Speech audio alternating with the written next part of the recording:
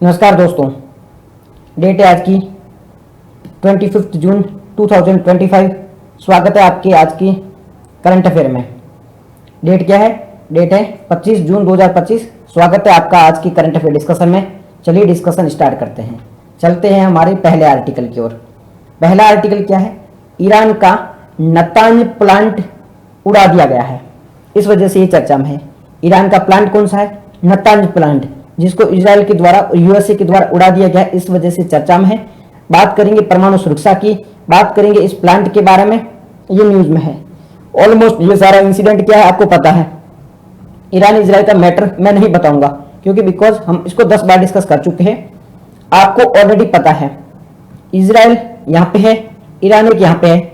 Map पर जाके दोनों देशों को देख लो। आपसे रिक्वेस्ट कर रहा हूँ, प्रीलिम में डेफिनेटली एक बार क्वेश्चन आएगा इस पे। इतना ज्यादा न्यूज में रहा है, कुछ भी क्वेश्चन पूछ सकते हैं इजराइल की लोकेशन के बारे में। इजराइल में कोई छोटे छोटे जो है जहां पर बॉम्ब गिराए गए हैं ना, उसको भी पूछ सकता है। इजराइल पे जहां पर बॉम्ब गिराए वहां पर पूछ सकता है। कौन सा पोर्ट है वो पूछ सकता है।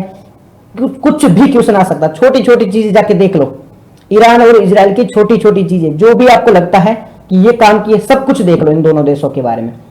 इन दोनों देशों के अलावा इनके आसपास के जो भी कंट्री है उनको भी देख लो, क्योंकि ये लोकेशन बहुत ज्यादा न्यूज में रही है, बहुत ज्यादा न्यूज में रही है। कुछ भी क्वेश्चन आ सकता है। ये नतांज प्लांट कहां पर है, इसको भी देख लो, लोकेशन ड्रॉ कर लो।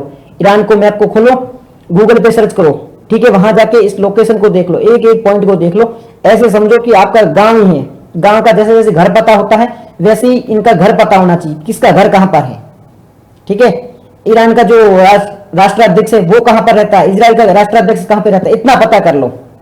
आपके घर से ज्यादा आपको इनकी इंफॉर्मेशन होनी चाहिए, क्योंकि इतना ज्यादा न्यूज में रहा है और यूपीएससी कुछ भी यहां से क्वेश्चन पूछ सकती है, ठीक है। तो पहला काम करोगे, जैसे ही क्लास खत्म होगी मैप सर्च करोगे ईरान का, एक एक पॉइंट पॉइंट पता होना चाहिए आपको, कौन कहां पर है, नॉर्थ में कौन सा पड़ता है, साउथ में कौन सा पड़ता है, ऐसे क्रम वाइज याद कर लोगे। ऊपर कौन सा है, नीचे कौन सा है, इधर कौन सा है, उधर कौन सा है, उत्तर दक्षिण पूर्व पश्चिम सब कुछ याद कर लो। बहुत इजी टॉपिक है, आप याद कर सकते हो और इससे क्वेश्चन पूछे जाने की संभावना है। तो ईरान, इजराइल, इसके आसपास के देश, ठीक है, सबके बारे में पता होना चाहिए। यमन, फिर वो उसके बाद में लेबनान, सबके बारे में, ओके, सबके बारे में पता होना चाहिए। इसको ध्यान से देख लो। वॉर क्यों चल रहा है, कोई काम का नहीं है। वॉर से मेंस में क्वेश्चन आएगा तो उसमें पूछा जाएगा भारत का क्या इसमें इश्यू है, मतलब भारत का क्या मैटर करता है। अगर इन दोनों के बीच में वॉर आती है, भारत के लिए फायदा में है, नुकसान में है, मेंस में ऐसा क्वेश्चन पूछा जाएगा। ऐसे कभी क्वेश्चन नहीं पूछेगा ईरान और इजराइल के बीच में युद्ध क्यों हो रहा है, ऐसा क्वेश्चन नहीं पूछा जाएगा, ठीक है। तो आपको क्या ध्यान रखना है कि क्वेश्चन पूछने का तरीका क्या है। मेंस में क्वेश्चन पूछा जाएगा भारत का क्या एंगल है, भारत का क्या स्टैंड है, वैसा ही क्वेश्चन पूछा जाएगा। प्रीलिम में कुछ भी क्वेश्चन पूछा जा सकता है। ब्रीफ में बता दो युद्ध क्यों चल रहा है। इजराइल कह रहा है कि भाई ईरान में परमाणु हथियार नहीं होने चाहिए। मैं फिर से बता देता हूं, इजराइल कह रहा है कि ईरान में परमाणु हथियार नहीं होने चाहिए, क्योंकि अगर ईरान के पास में परमाणु हथियार होता है, ईरान हमेशा कहता आ रहा है कि मेरे पास में जिस दिन परमाणु हथियार होंगे मैं इजराइल को खत्म कर दूंगा। इजराइल के लिए एक एग्जिस्टेंस की लड़ाई है, यानी कि खुद के अस्तित्व की लड़ाई है।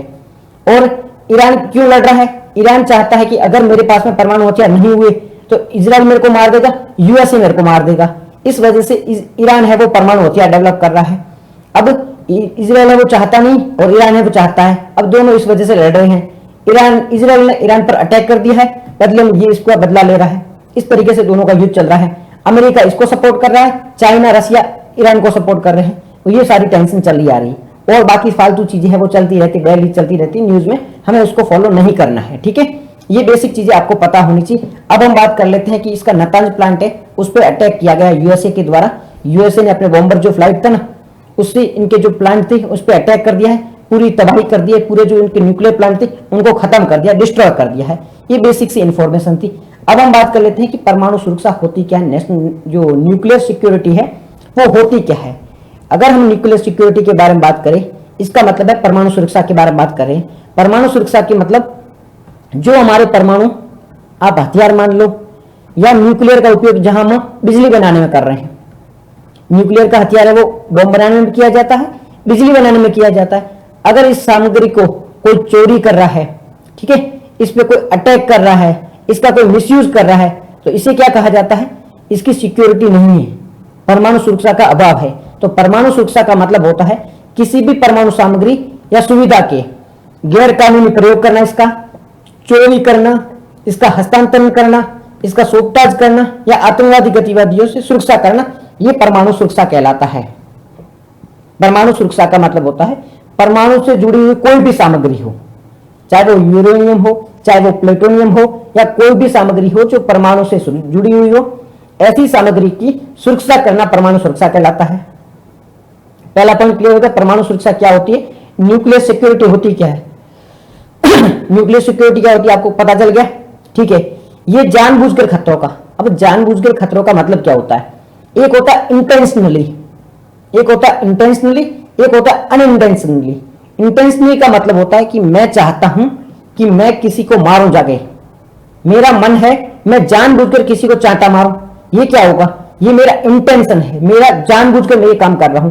दूसरा होता है इनइंटेंशनली, इसमें क्या होता है मैं जानबूझकर वो काम नहीं कर रहा हूं, ये अपने आप हो रहा है। जैसे कि कोई जा रहा था मेरे पैर से टकराया और वो गिर गया, इसमें मेरा कोई इंटेंशन नहीं था, ये गलती से हो गया। तो वैसे ही होता परमाणु में। अब ये परमाणु जो प्लांट लगा हुआ है, ठीक है, परमाणु प्लांट लगा हुआ था, इसमें ये गैस है वो लीक होने लग गई, जो इसमें जो भी रेडियो एक्टिव तत्व थे, रेडियो एक्टिव जो एलिमेंट थे वो लीक होना स्टार्ट हो गए। इसमें मेरा कोई इंटेंशन नहीं था, ये ऑटोमेटिक है, वो लीक हो रहे हैं, मेरा इसमें कोई लेना देना नहीं है। तो ये जानबूझकर आप नहीं कह सकते हो। ये जो भी प्रॉब्लम देखने को मिल रही है, इसे आप जानबूझकर नहीं कह सकते कि ये सारी घटना है वो जानबूझकर हुई है। दूसरा होता है जानबूझकर करना, जैसे कि ये प्लांट था, इस पे आपने अटैक कर दिया, तो ये तो आपने जानबूझकर किया है। इसे चोरी कर लिया, तो ये भी आपने जानबूझकर किया है। तो जानबूझकर अटैक अलग होता है और बिना जाने जो गलती से हो जाता है। जैसे हमारे भोपाल में परमाणु त्रासदी देखने को मिली थी, न्यूक्लियर प्लांट है वो रिसाव हो गया था, उसमें ब्लास्ट हो गया था, तो वो जानबूझकर नहीं था। और वहीं हिरोशिमा नागासाकी में जहां अमेरिका ने अटैक किया था, तो वो जानबूझकर किया गया था, ठीक है जी। तो जानबूझकर करना अलग होता है और बिना जानबूझकर किया वो अलग होता है, वो एक एक्सीडेंट होता है। तो इससे सुरक्षा करने के बारे में बात की जाती है, ठीक है। तो यहाँ पे देखो परमाणु सुरक्षा, यहाँ पे परमाणु सेफ्टी की बात की जा रही है और ये परमाणु सिक्योरिटी की बात की जाती है। परमाणु सेफ्टी क्या होती है, परमाणु सिक्योरिटी क्या होता है। सेफ्टी का मतलब है कि अपना कोई उद्देश्य नहीं है, हमारा कोई इंटेंशन नहीं है कि ये सारी चीजें होए।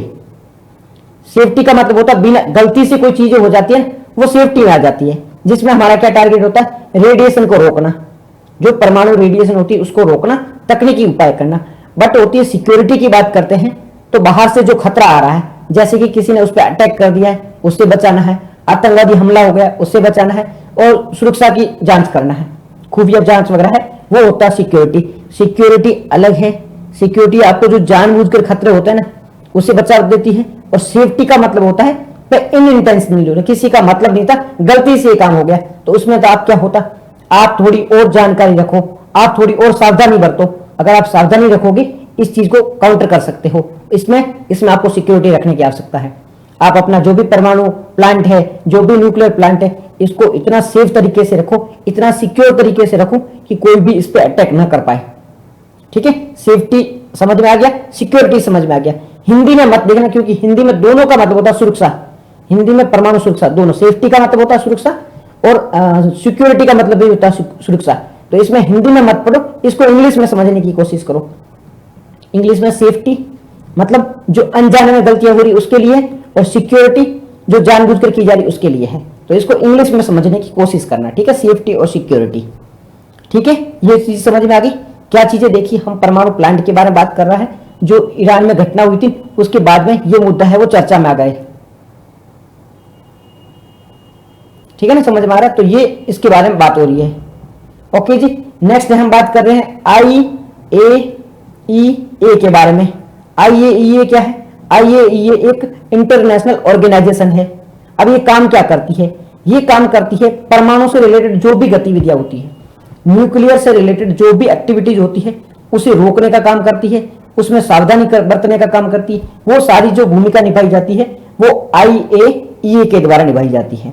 यह एक अंतरराष्ट्रीय संस्थान है। क्या है, यह एक अंतरराष्ट्रीय संस्थान है जिसे अंतरराष्ट्रीय परमाणु ऊर्जा एजेंसी, इंटरनेशनल न्यूक्लियर एटॉमिक, ठीक है, इंटरनेशनल एटॉमिक एनर्जी एजेंसी के नाम से भी जाना जाता है। इंटरनेशनल एटॉमिक एनर्जी एजेंसी अंतरराष्ट्रीय परमाणु ऊर्जा एजेंसी के नाम से जाना जाता है किसको? IAEA के नाम को। IAEA की फुल फॉर्म क्या है? आई का मतलब होता है इंटरनेशनल, ए का मतलब होता है एटॉमिक, ई का मतलब होता है एनर्जी, ए का मतलब होता है agency. International atomic energy agency इसकी फुल फॉर्म है। स्थापना कब हुई थी? 1957 में, 1957 में इसकी स्थापना हुई थी। क्या ये फैक्ट याद रखना है कि IAEA की स्थापना कब हुई थी? 1957 में इसकी स्थापना हुई थी। इस फैक्ट को आप याद रखना।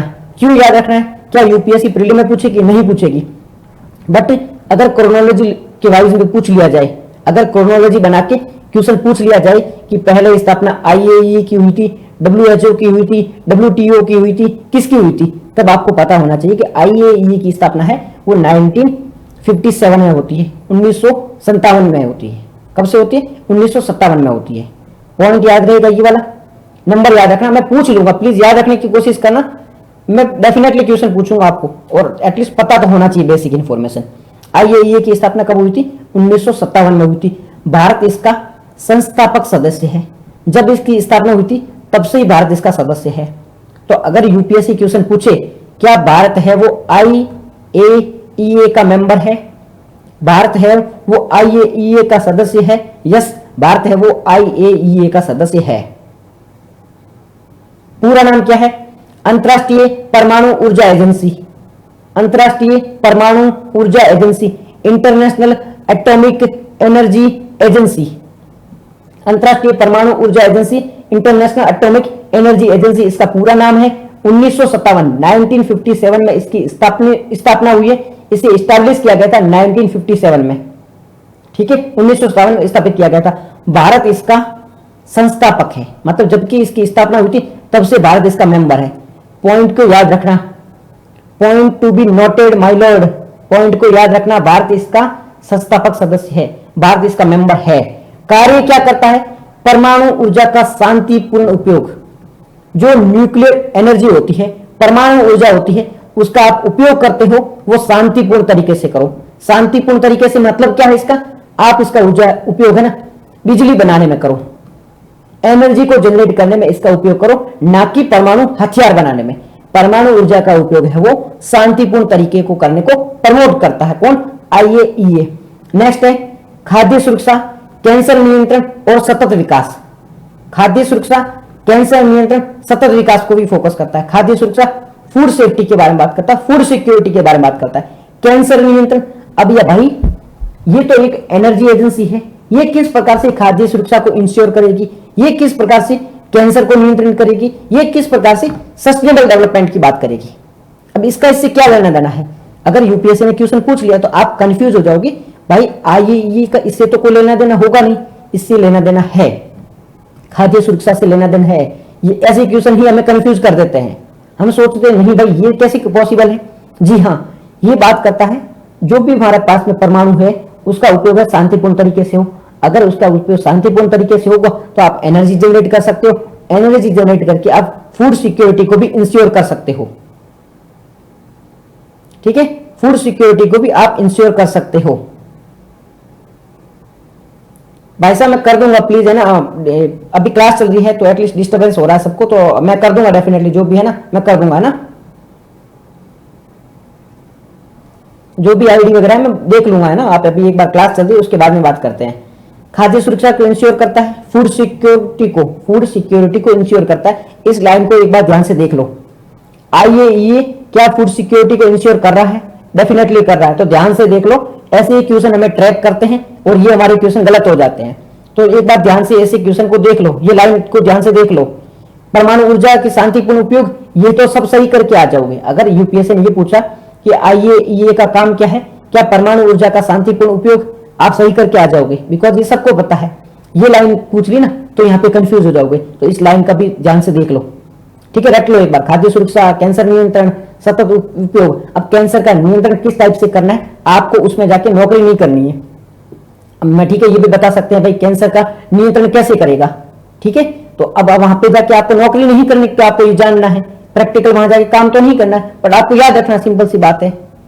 ठीक है, आपको बस याद रखना। ओके, नेक्स्ट है परमाणु हथियारों का प्रसार करना। परमाणु हथियारों का प्रसार मतलब परमाणु जो हथियार होते हैं उसको लिमिटेड करके रखना, कोई इसका मिसयूज न करे, ये सारी चीजों पर फोकस करना है।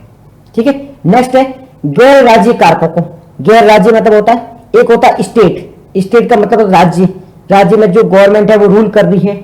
ठीक है, कोई स्टेट गवर्नमेंट है, सेंट्रल गवर्नमेंट है, वो रूल कर रही है। जैसे भारत एक स्टेट है, स्टेट मतलब वो राज्य नहीं, राजस्थान वगैरह राज्य वैसी बात नहीं कर रहा हूं, स्टेट मतलब पूरे देश के बारे में बात कर रहा हूं। ठीक है, तो ऐसे स्टेट कहा जाता है। कुछ होते हैं नॉन स्टेट, नॉन स्टेट का मतलब होता है कोई टेररिज्म, कोई टेररिस्ट ग्रुप है, जैसे कि ISIS। ठीक है, ISIS है, ये क्या है, ये एक नॉन स्टेट है। अब एक आतंकवादी ग्रुप है जो किसी एक देश पे कब्जा करके बैठा है, बट वो देश नहीं है, तो उसे नॉन स्टेट कहा जाएगा। उसे क्या कहा जाएगा, उसे नॉन स्टेट कहा जाएगा। तो IAEA का टारगेट है कि भाई ऐसे जो नॉन स्टेट होता है ना, नॉन स्टेट फैक्टर, उसको रोकना है। पहले तालिबान भी एक नॉन स्टेट था, तालिबान कोई देश नहीं था, तालिबान नॉन स्टेट था जो कि किसी जगह पर जाके रूल कर रहा था। कोई आतंकवादी ग्रुप हो सकता है, कोई नक्सलवादी ग्रुप हो सकता है, वो किसी जगह पर राज कर रहा हो, इसका मतलब वो देश नहीं माना जाएगा, वो नॉन स्टेट फैक्टर माना जाएगा। तो इसका टारगेट है IAEA का कि भाई ऐसा देश है ना, ऐसे जो नॉन स्टेट एक्टर होते हैं, जो देश नहीं होते हैं बट जो आतंकवादी वगैरह होते हैं, उनको वेपन ऑफ मास डिस्ट्रक्शन, इस लाइन को ध्यान से देखो, वेपन ऑफ मास डिस्ट्रक्शन। क्या मतलब है वेपन ऑफ मास डिस्ट्रक्शन का? वेपन ऑफ मास डिस्ट्रक्शन का मतलब है ऐसे हथियार जो पूरी आबादी को खत्म कर सकते हैं, ऐसे हथियार, ऐसे वेपन जो पूरी आबादी को खत्म कर सकते हैं, डिस्ट्रक्शन कर सकते हैं, डिस्ट्रॉय कर सकते हैं, उसे कहा जाता है वेपन ऑफ मास डिस्ट्रक्शन। तो जो नॉन एक्टर होते हैं, जो देश नहीं होते हैं, जो आतंकवादी ग्रुप होते हैं, उनके पास में ये हथियार नहीं आने चाहिए, उनके पास में वेपन ऑफ मास डिस्ट्रक्शन नहीं आने चाहिए। क्यों नहीं आने चाहिए? अगर उनके पास में ये हथियार आ गए, वेपन ऑफ मास डिस्ट्रक्शन आ गए, तो वो तो पूरी दुनिया को ही तबाह करके रख देंगे, क्योंकि उनके पास में कोई जिम्मेदारी नहीं होती है, वो रेस्पॉन्सिबल नहीं होते हैं, तो वो पूरी दुनिया को ही खत्म कर देंगे। तो IAEA का टारगेट है कि वेपन ऑफ मास डिस्ट्रक्शन को गैर परमाणु, जो गैर एक्टर होते हैं, जो नॉन एक्टर होते हैं, जो स्टेट नहीं होते, उनके पास जाने से रोकना, यानी कि आतंकवादियों के पास में परमाणु हथियार जाने से रोकना। सिंपल भाषा में आतंकवादियों के पास में परमाणु हथियार जाने से रोकना। ये लाइन है वो आप मेंस में कहीं पर लिख सकते हो, जहां पर इसकी आवश्यकता हो वहां पर लिख सकते हो कि गैर राज्य कारकों को, नॉन स्टेट एक्टर के पास में वेपन ऑफ मास डिस्ट्रक्शन जाने से रोकना। इस लाइन का उपयोग आप मेंस में अगर कहीं आवश्यकता पड़ती है तो आप कर सकते हो। ठीक है, नेक्स्ट है अंतरराष्ट्रीय पहल, मतलब इंटरनेशनल लेवल पर, अंतरराष्ट्रीय स्तर पर ये जो परमाणु हथियार होते हैं, इसके मिसयूज को रोकने के लिए कौन कौन सी संधियां की गई है, कौन कौन सी कन्वेंशन की गए हैं, कौन कौन से सम्मेलन की गए हैं, इसके बारे में बात करते हैं। ये पॉइंट 4 है, चारों को याद रखना। वेरी गुड मॉर्निंग जी। ये 4 पॉइंट है ना, इन चारों को ध्यान से याद रखना। इसका उपयोग मेंस में कर सकते हो, मेंस में इसका यूज है वो कर सकते हो, मेंस में इसका यूज कर सकते हो। ध्यान से रटने की कोशिश करना, रट लेना, समझने वाली बातें नहीं, ये सारी रटने वाली बातें हैं, तो इसको रट लेना। पहला कन्वेंशन कौन सा है? पहला है convention on the physical protection of nuclear material. Convention on the physical protection, convention on the physical protection of nuclear material. क्या मतलब इसका? जो न्यूक्लियर मटेरियल होते हैं, जो न्यूक्लियर मटेरियल होते हैं, उनका फिजिकल प्रोटेक्शन करना। फिजिकल प्रोटेक्शन का मतलब क्या होता है? ये मान लो न्यूक्लियर हथियार है, इसको आप प्रोटेक्ट करके रख रहे हो, फिजिकली रूप से इसे प्रोटेक्ट करके रख रहे हो, भौतिक रूप से आप खुद जाके वहां पे किसी तरीके से इसे प्रोटेक्ट करके रख रहे हो। तो convention on the physical protection of the nuclear material, तो यह एकमात्र बाध्यकारी संधि है। परमाणु सामग्री की सुरक्षा करने के लिए एकमात्र बाध्यकारी संधि कौन सी है? तो convention on the physical protection of nuclear material. मैं बार बार इस वजह से बता रहा हूं, ऐसे क्वेश्चन पूछे जाएंगे, आप गलत करके आ जाओगे, प्लीज ध्यान से सुनने की कोशिश करो। यहां पे मैं बात कर रहा हूं कौन कौन सी अंतरराष्ट्रीय संधियां हैं जो परमाणु, जो हथियार होते हैं, परमाणु सामग्री होती है, उसे प्रोटेक्ट करने का काम करते हैं, उसे सिक्योर करने का काम करते हैं। तो उसमें कौन कौन से है? उसमें convention on the physical protection of nuclear material, convention on the physical protection of nuclear material. इसमें जो परमाणु सामग्री होती है उसकी शारीरिक सुरक्षा के बारे में बात की जाती है। शारीरिक सुरक्षा का मतलब है आपको शरीर लेके वहां खड़ा नहीं रहना, उसकी आप भौतिक रूप से सिक्योर करो, ये मेरी पेन है, ये मेरा मोबाइल है, इसको मैं प्रोटेक्ट कर रहा हूं। कैसे प्रोटेक्ट कर रहा हूं? फिजिकल रूप से, मेरे से कोई छीन के नहीं जा सकता है। ठीक है, तो इसे कहा जाता है फिजिकल रूप से आप उसे प्रोटेक्ट करने का काम कर रहे हो। तो ये एकमात्र बाध्यकारी, बाध्यकारी का मतलब होता है बाइंडिंग, मतलब आपको इस चीज को मानना ही होगा। बाध्यकारी का मतलब होता है बाइंडिंग होता है, मतलब आपको इस चीज को फॉलो करना ही होगा।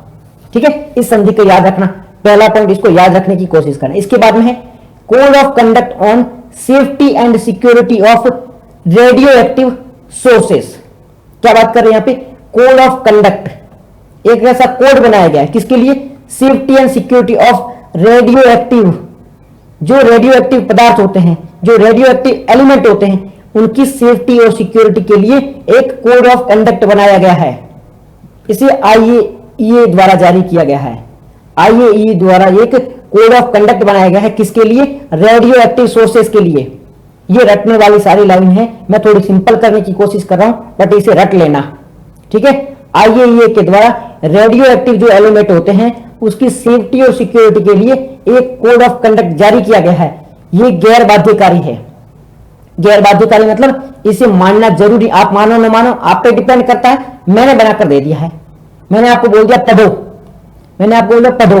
अब पढ़ना नहीं पढ़ना आप पर डिपेंड करता है। अगर आप नहीं पढ़ोगे तो ऐसा नहीं कि मैं आपको आके चांटे मारूंगा, भाई पढ़ ले, तू क्यों नहीं पढ़ रहा है, ऐसा तो पॉसिबल नहीं है। मैं तो बोल सकता हूं पढ़ो। तो सेम आईएईए ने कहा है कि भाई ये रेडियो एक्टिव सोर्सेस है, इसकी सेफ्टी और सिक्योरिटी को इंश्योर करो, इसे बचा कर रखो। अब रखना नहीं रखना है वो देश पर डिपेंड करता है। आईएईए का काम था कहना, और मानना नहीं मानना उनका है। जैसे मेरा काम था कि इस लाइन को याद रखना, अब मानना नहीं मानना आप पर डिपेंड करता है। नेक्स्ट है convention on nuclear safety. Convention on nuclear safety, ये परमाणु संयंत्रों की सुरक्षा के बारे में बात करता है। ठीक है, नेक्स्ट है Vienna declaration on nuclear safety. Nuclear safety के लिए वियना डिक्लेरेशन की गई थी। इसमें जो दुर्घटना होती है, रेडियो एक्टिव प्रभाव होते हैं, उसे रोकने का कोशिश की जाती है, उसे रोकने के प्रयास किए जाते हैं। क्या मतलब है इस 4 लाइन का? ये जो 4 लाइन मैंने आपको बताई है, ये क्यों बताई है? क्योंकि मेंस में आपको लिखना पड़ सकता है। परमाणु सुरक्षा से संबंधित अभी काफी मुद्दे हैं, वो चर्चा में है। तो इसे रोकने के लिए क्या प्रयास किए जा रहे हैं अंतरराष्ट्रीय स्तर पर? क्या प्रयास किए जा रहे हैं?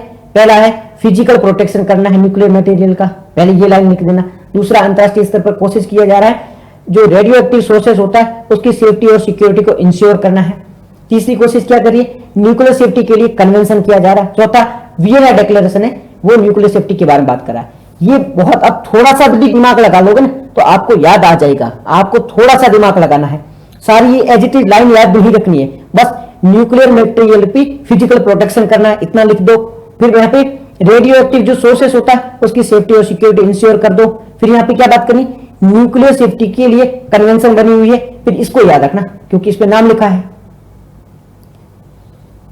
Pintu Meena, very good morning जी।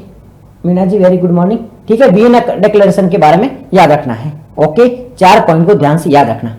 नेक्स्ट है यूएन की आतंकवाद को रोकने के लिए, टेररिज्म को रोकने के लिए यूएन ने कौन कौन से प्रयास किए? पहला है टेररिस्ट बॉम्बिंग कन्वेंशन, यानी कि जो आतंकवादी होते हैं वो विस्फोटक हमले नहीं कर सकते हैं। विस्फोटक जो हमले करते हैं उसे रोकने की कोशिश की जाती है टेररिस्ट बॉम्बिंग कन्वेंशन में। नेक्स्ट है न्यूक्लियर टेररिस्ट कन्वेंशन। अब ये तो याद नहीं रहे तो कोई दिक्कत नहीं, इसमें एक आध याद रख लेना। ये 3 है, 1 2 3, तीनों में से कोई एक याद रख लेना। ठीक है, तीनों में से कोई एक याद रख लेना। मेंस में आपको ओनली लिखना है इसमें से, तो कोई एक पॉइंट भी लिख दोगे आपका काम हो जाएगा। पहला है टेररिस्ट बॉम्बिंग, दूसरा न्यूक्लियर टेररिज्म कन्वेंशन, तीसरा यूएनएससी रेजुलेशन। तीनों में से कोई एक याद रख लो, आपका काम है वो हो जाएगा। ओके, नेक्स्ट चलते हैं यूएस एफडीए ने ये है लेना केपावीर। यहां पे ये वर्ड क्या है? लेना केपावीर, इसको मंजूरी दी है। यूएस का एक एफडीए डिपार्टमेंट है, इसने लेना केपावीर एक दवाई है उसको मंजूरी दे दी है। यूएसए मतलब है अमेरिका, अमेरिका का एक डिपार्टमेंट है एफडीए, यूएस का फूड डिपार्टमेंट है, इसने क्या कर दिया? लेना केपावीर। लेना केपावीर क्या है? लेना केपावीर ये क्या है? ये एक दवाई है। लेना केपावीर एक दवाई है, इसको मंजूरी दे दी है, इसको अप्रूवल दे दिया है। इस वजह से ये न्यूज में है। क्या है? लेना केपावीर के अगर बारे में बात करें तो लेना केपावीर एक एंटी रेट्रोवायरल दवा है। Paid courses process, sir paid courses join करने की आवश्यकता नहीं है, अभी फ्री में देख लीजिए, आपको ज्यादा समझ में आ जाए तब बता देना। अभी ना फ्री में देख सकते हो आप, पेड वगैरह छोड़ो, फ्री में पढ़ो आराम से, ठीक है, फ्री में पढ़ो, सारी चीजें मैं फ्री में प्रोवाइड करवा दूंगा ऑलमोस्ट। ओके, लेनाकेपाविर क्या है? ये एंटी रेट्रोवायरल दवा है, ये एक एंटी रेट्रोवायरल दवा है, याद रखना। लेनाकेपाविर क्या है? लेनाकेपाविर एक एंटी रेट्रोवायरल दवा है। मैं दोबारा बोल रहा हूं, लेनाकेपाविर एक एंटी रेट्रोवायरल दवा है, याद रख लो, प्लीज याद रख लो, डेफिनेटली एजिटेड लाइन आ जाएगी। लेनाकेपाविर क्या है? Anti retroviral. अब ये एंटी रेट्रोवायरल क्या होती है? जो वायरल होता है, रेट्रोवायरल एक बीमारी है, ये जो वायरस होता है इससे एक बीमारी होती है, तो इसे रोकने के लिए इसका उपयोग किया जाता है। रेट्रोवायरस से जो भी बीमारियां होती है उसे रोकने के लिए इसका उपयोग किया जाता है। तो लेनाकेपाविर एक एंटी रेट्रोवायरल दवा है। इसे एचआईवी से बचाव के लिए प्रेप का मतलब होता है प्री एक्सपोजर प्रोफिलिक्स के लिए यूज किया जाता है, इस्तेमाल किया जाता है। एचआईवी होती है ना, एचआईवी से पहले, मतलब एचआईवी होने की संभावना है, एचआईवी हुआ नहीं है परंतु संक्रमण हो सकता है, इसे बचाने के लिए लेनाकेपाविर का उपयोग किया जाता है।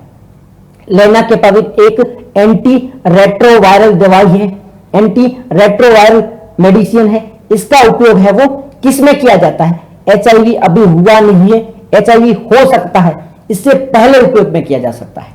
एचआईवी होने की संभावना है, इससे पहले उपयोग में लिया जा सकता है। लेनाकेपाविर एक ही एंटी रेट्रोवायरल दवाई है, ठीक है।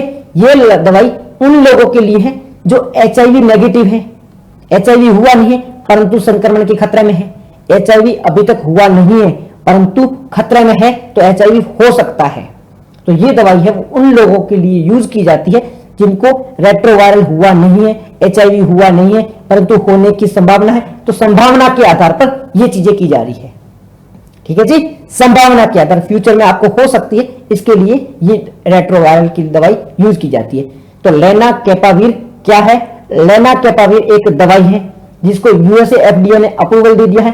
यह एक एंटी रेट्रोवायरल दवाई है, इसका उपयोग है वो संभावना के आधार पर किया जाता है, यानी कि एचआईवी हुआ नहीं है, एचआईवी नेगेटिव है परंतु भविष्य में ये हो सकता है, इसको भविष्य में खतरा देखते हुए इसका उपयोग किया जा रहा है।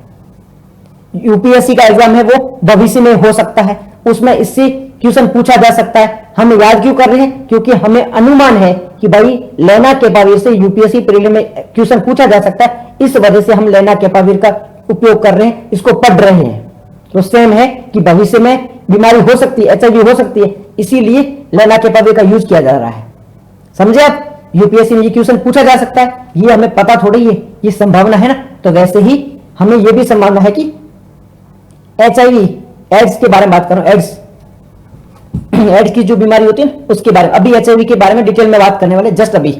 ओके जी, एचआईवी के बारे में अभी हम बात करने वाले हैं। अभी नेक्स्ट है डब्ल्यूएचओ की प्री क्वालिफिकेशन क्या है।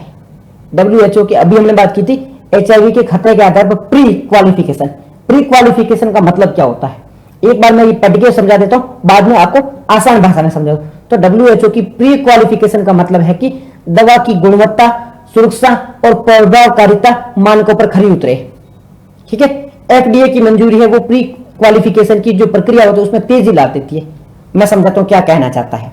इसका मतलब होता है प्री क्वालिफिकेशन, मतलब आप एग्जाम दे रहे हो यूपीएससी का, यूपीएससी सीएससी का एग्जाम दे रहे हो, सिविल सर्विस का एग्जाम दे रहे हो, आपने प्री पास कर लिया, आपने प्री पास कर लिया।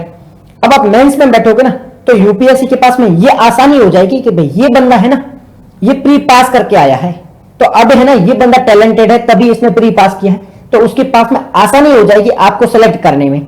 अगर आपने प्री पास नहीं किया होता तो उसके पास में आसानी नहीं होती आपको सेलेक्ट करने, क्योंकि 10 लाख लोग फॉर्म भर रहे हैं, 10 लाख लोग हैं वो यूपीएससी का फॉर्म फिल कर रहे हैं, उस 10 लाख में से किस किस को सेलेक्ट करें। तो यूपीएससी ने प्रीलिम का एग्जाम करवा दिया, प्रीलिम में आपने पास कर, इसका मतलब है कि अब यूपीएससी वाले आपको आसानी से सिलेक्ट कर सकते हैं, क्योंकि उनको पता है कि भाई आप है वो टैलेंटेड हो, आपको हम सिलेक्ट कर सकते हैं, ठीक है। बात समझ में आई। इसी प्रकार से डब्ल्यूएचओ है ना, वो भी प्री क्वालिफिकेशन की बात करता है, यानी कि कोई भी दवाई है वो उसकी गुणवत्ता अच्छी है, वो सिक्योर है कि नहीं है, इसका मिसयूज मतलब उसका साइड इफेक्ट तो नहीं होंगे, और वो इंपैक्टफुल है कि नहीं है, प्रभावकारिता है कि नहीं है, जो भी WHO के मानक है, जो भी स्टैंडर्ड है उसको फुलफिल कर रही है कि नहीं है। अगर ये सारी मानकों पर खरी उतरती है तो ही उसे प्री क्वालिफाई कर दिया जाता है कि भाई ये जो दवाई है ये सारे स्टैंडर्ड है, जो WHO के सारे रूल है उनको फॉलो कर रही है, तो इसे भाई क्वालिफाई कर दो। अब इससे फायदा कहां मिलता है? ये जो यूएसए का डिपार्टमेंट है एफडीए है ना, इसको पहले से बोल देता भाई ये दवाई सही है क्योंकि हमने अप्रूवल दे दिया है। यूपीएससी ने बोला प्रीलिम पास कर लिया मतलब ये बंदा टैलेंटेड है। वैसे ही यूएसए का जो एफडीए डिपार्टमेंट है वो किसी दवाई को अगर क्वालिफाई कर देता है तो जो WHO है उसको भी आसानी होती है कि नहीं, अगर यूएसए के एफडीए अप्रूवल ने इसको क्लियर किया है मतलब ये बंदा इंटेलिजेंट है, मतलब ये दवाई है वो सही है। यूएसए के एफडीए डिपार्टमेंट ने अगर किसी दवाई को मंजूरी दी है इसका मतलब है कि ये दवाई वास्तविक में सही है। लाइन समझ में आ रही है क्या कह रहा हूं मैं? WHO में एक प्रोसेस होता है कि किसी दवाई की प्री क्वालिफिकेशन करना, मतलब चेक करना क्या ये दवाई सही है। अब इसमें टाइम बहुत ज्यादा लगता है। अगर किसी दवाई को यूएसए का एक डिपार्टमेंट है एफडीए डिपार्टमेंट, अगर वो अप्रूवल दे देता है इसका मतलब है कि वो दवाई सही है। अब WHO है वो ज्यादा दिक्कत नहीं करेगा, ज्यादा मगजमारी नहीं करेगा, उसको जल्दी से जल्दी अप्रूवल दे देगा, क्योंकि ये जो यूएसए का एफडीए अप्रूवल होता है ये बहुत मुश्किल से मिलता है। अगर आपकी दवाई है वो सच में बहुत अच्छी है तभी जाके एफडीए का अप्रूवल मिलता है, नहीं तो अप्रूवल नहीं मिलता है। ओके, नेक्स्ट हम बात करते हैं HIV के बारे में। यहां तक चीजें समझ में आ गई। नेक्स्ट वर्ड है यहाँ पे HIV होता क्या है? HIV का मतलब है human immunodeficiency syndrome. Human immunodeficiency syndrome. पहले चेक करें वहां, पहले चेक करें वहां मतलब पहले चेक करते हैं। हाँ, पहले चेक करते हैं वहां सही से। पहले एफडीए एक डिपार्टमेंट है, उसने अगर परमिशन दे दिया तो WHO वो आसानी से परमिशन दे देता है, क्योंकि भाई उसको पता है कि भाई यूएस एफडीए डिपार्टमेंट ने कहा मतलब ये सच में अच्छा है। यूपीएससी की प्रीलिम पास करके आया मतलब ये सच में बंदा है वो टैलेंटेड है। ठीक है, सेम वाली बात है। HIV के बारे में बात करें, ह्यूमन मतलब होता है मानव। ह्यूमन इम्यूनोडिफेंसी से मतलब होता है आपका जो प्रतिरक्षा है, इम्यून सिस्टम होता है, इम्यून सिस्टम तो मतलब प्रतिरक्षा तंत्र है वो उसमें डिफेंस आ गई है, मतलब कमजोरी आ गई है। वायरस, ये जो वायरस है वो कमी लेके आता है। ह्यूमन इम्यूनोडिफेंसी सिंड्रोम, ये इसकी फुल फॉर्म है HIV की। यह वायरस है जो हमारे शरीर की रोग प्रतिरोधक क्षमता यानी कि इम्यून सिस्टम होता है उसको कमजोर कर देता है। प्रतिरोधक क्षमता होता है उसे कमजोर कर देता है। मैं आपको सिंपल भाषा में समझाता हूं। हमारे शरीर में कोई भी बीमारी जाती है तो हमारे शरीर में क्या होता है? प्रतिरक्षा तंत्र होता है। प्रतिरक्षा तंत्र होता है। ये प्रतिरक्षा तंत्र क्या करता है? इम्यून सिस्टम क्या करता है? ये कोई भी जो बीमारी आती है ना उसको पहले से देखता है भाई ये बीमारी किस टाइप की है, फिर इसे लड़ने के लिए कोई बॉडीगार्ड भेज देता है। मान लो आप कोई दुश्मन ने अटैक किया है, ये प्रतिरक्षा तंत्र है, ये बॉडीगार्ड भेजेगा और इसका विरोध करेगा, इसको मार देगा। ये कौन करता है? ये प्रतिरक्षा तंत्र कर रहा है। परंतु HIV में क्या होता है? HIV में जो वायरस आता है वो आपकी जो इम्यून सिस्टम होता है, जो प्रतिरक्षा तंत्र होता है, इसी पे अटैक कर देता है। अभी जैसे आपने है ना न्यूज में देखा होगा, ईरान ने इजराइल पे अटैक किया। ईरान ने इजराइल पे अटैक किया था तो इजराइल के पास में क्या था? आयरन डोम था। आयरन डोम क्या था? ये इजराइल के पास में एक सिक्योरिटी है जो कोई भी मिसाइल आती है उसको ये नष्ट कर देता है। कोई भी मिसाइल आने वाली होती है उसको पहले से देखता है, रेडार पे चेक करता है, जैसे इसको पता चलता है ऊपर एक मिसाइल छोड़ता है और उस मिसाइल को नष्ट कर देता है। ये क्या है? ये एक सुरक्षा तंत्र है। इजराइल के पास में एक सुरक्षा तंत्र है, इस प्रकार से इसे नष्ट कर दिया जाता है। अब ईरान ने क्या किया? ईरान ने इस जो ये पूरा सिस्टम था ना, इस सिस्टम को नष्ट कर दिया। जो ईरान की मिसाइलों को नष्ट कर रहा था, इस सिस्टम को ईरान ने नष्ट कर दिया। तो सेम HIV वायरस करता है। ये जो हमारा प्रतिरक्षा तंत्र था ना, ये बीमारियों से लड़ रहा था, HIV वायरस ने डायरेक्ट जाके इस सिस्टम को ही नष्ट कर दिया। जो इससे लड़ रहा था उस इंसान को ही मार दिया। भाई यही तो मैन है, भूमिका निभा रहा है, ये सबको जाके मार रहा है, तो क्यों नहीं इसको ही मार देते हैं। अगर हमने इसको ही मार दिया तो क्यों, कौन रक्षा करेगा इसकी? ईरान ने जैसे उसको मारा, उसका आयरन डोम था उसको मार दिया, तो HIV वायरस ने क्या किया? हमारा जो प्रतिरक्षा तंत्र होता है उसी पे अटैक करता है। और प्रतिरक्षा तंत्र पे अटैक करता है मतलब प्रतिरक्षा तंत्र नष्ट हो गया। प्रतिरक्षा तंत्र नष्ट हो गया मतलब हमारा शरीर है वो कोई भी बीमारी को ठीक नहीं कर पाएगा।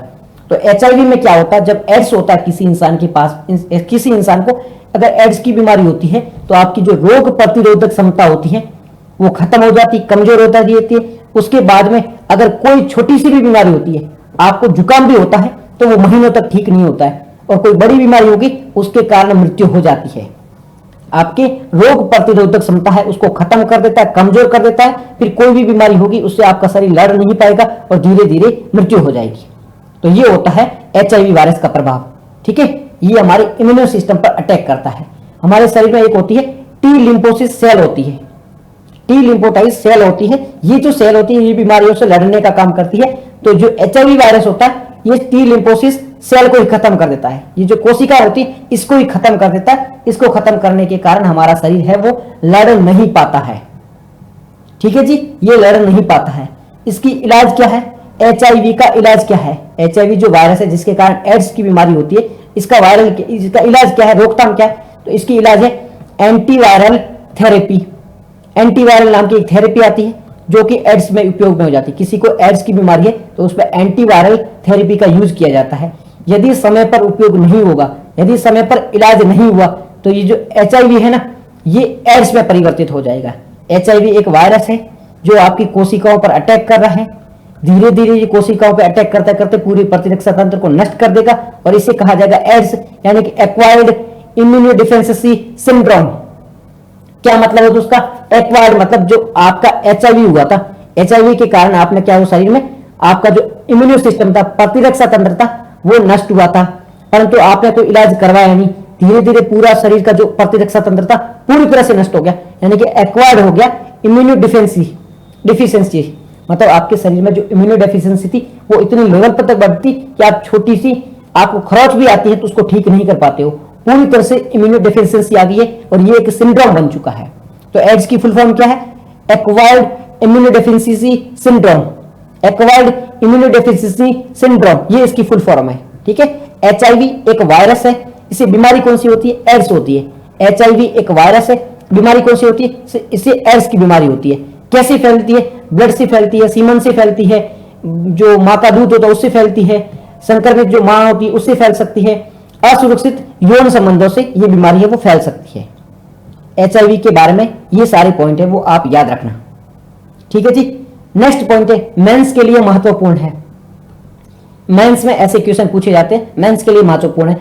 HIV से जुड़ी हुई कौन कौन सी पहल है, HIV को कम करने के लिए, इसके प्रभाव को कम करने के लिए भारत सरकार के द्वारा कौन कौन से प्रयास किए गए हैं, इसमें ये काम की जानकारी है। कौन कौन से प्रयास है, राष्ट्रीय एड्स नियंत्रण कार्यक्रम, नेशनल एड्स कंट्रोल प्रोग्राम, इसकी शुरुआत की गई है 2021 से 26 के लिए।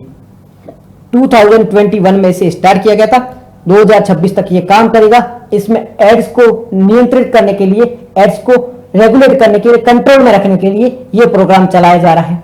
पहला पॉइंट याद रखना, एड्स को कंट्रोल करने के लिए भारत सरकार के द्वारा एक प्रोग्राम चलाया जा रहा है, राष्ट्रीय एड्स नियंत्रण कार्यक्रम।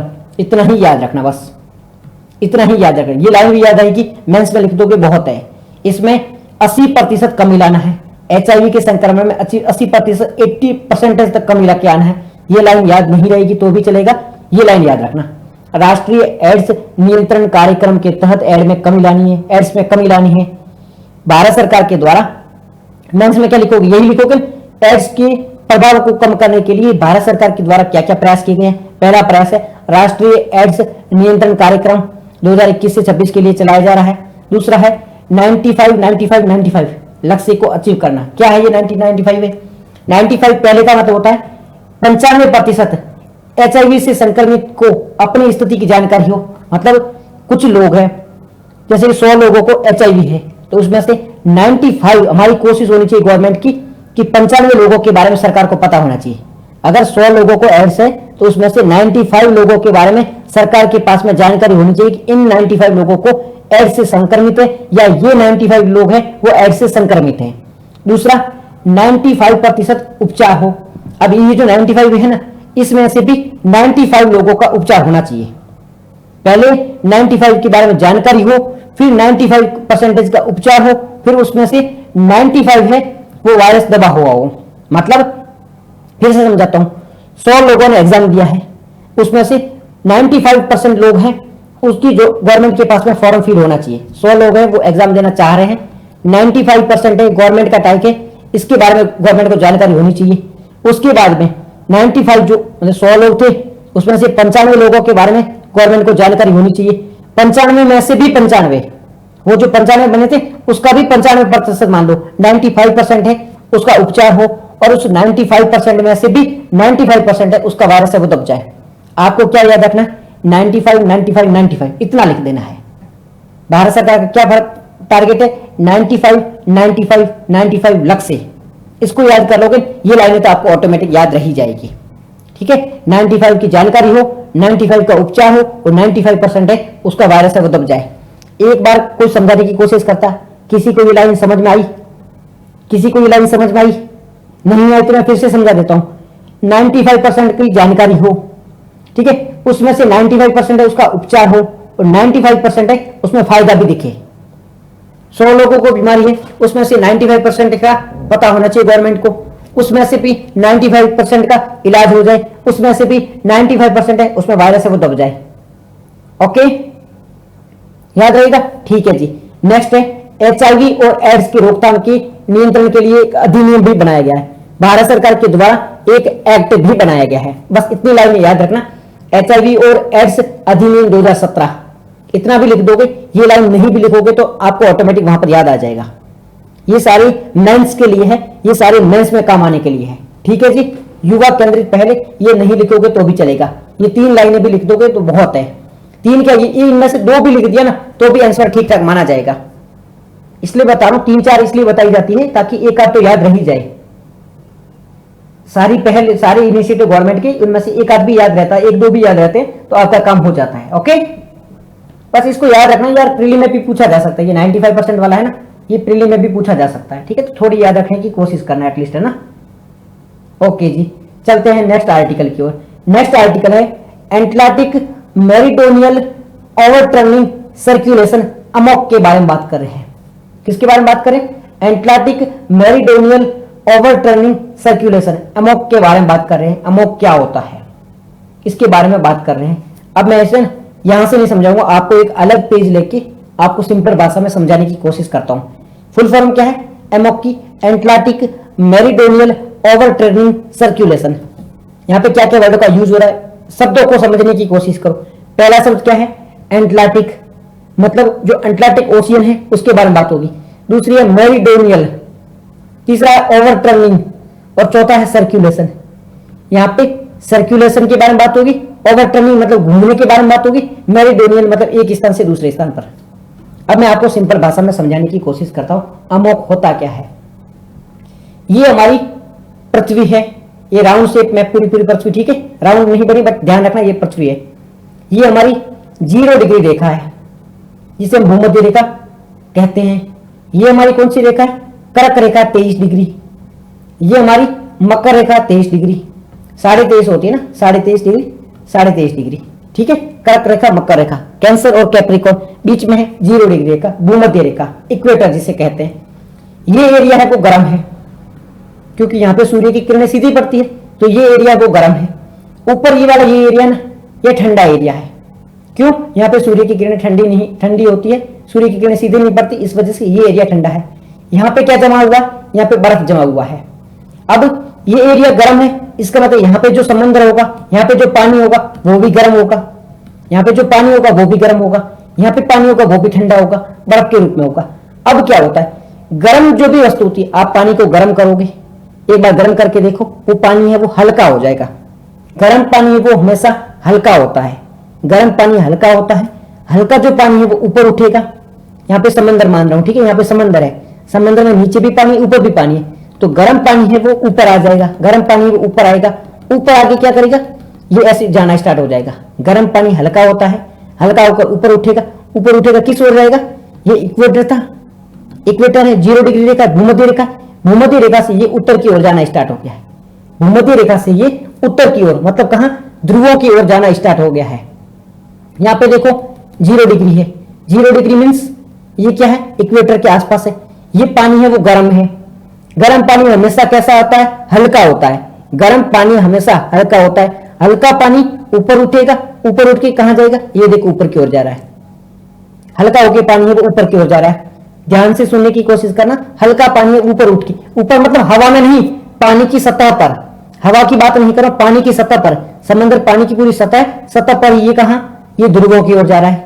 ध्रुव का मतलब तो पोल, ये पोलर साइड में जा रहा है, ऊपर की ओर जा रहा है। यहां का जो पानी होता है वो ठंडा होता है, ठंडा पानी हमेशा भारी होता है, ठंडा पानी हमेशा भारी होता है क्योंकि उसमें नमक ज्यादा होता है, ठंडे पानी में नमक ज्यादा होता है, वो भारी होता है। और भारी पानी हमेशा नीचे बैठा रहता है, भारी पानी क्या होता है, हमेशा नीचे बैठा रहता है।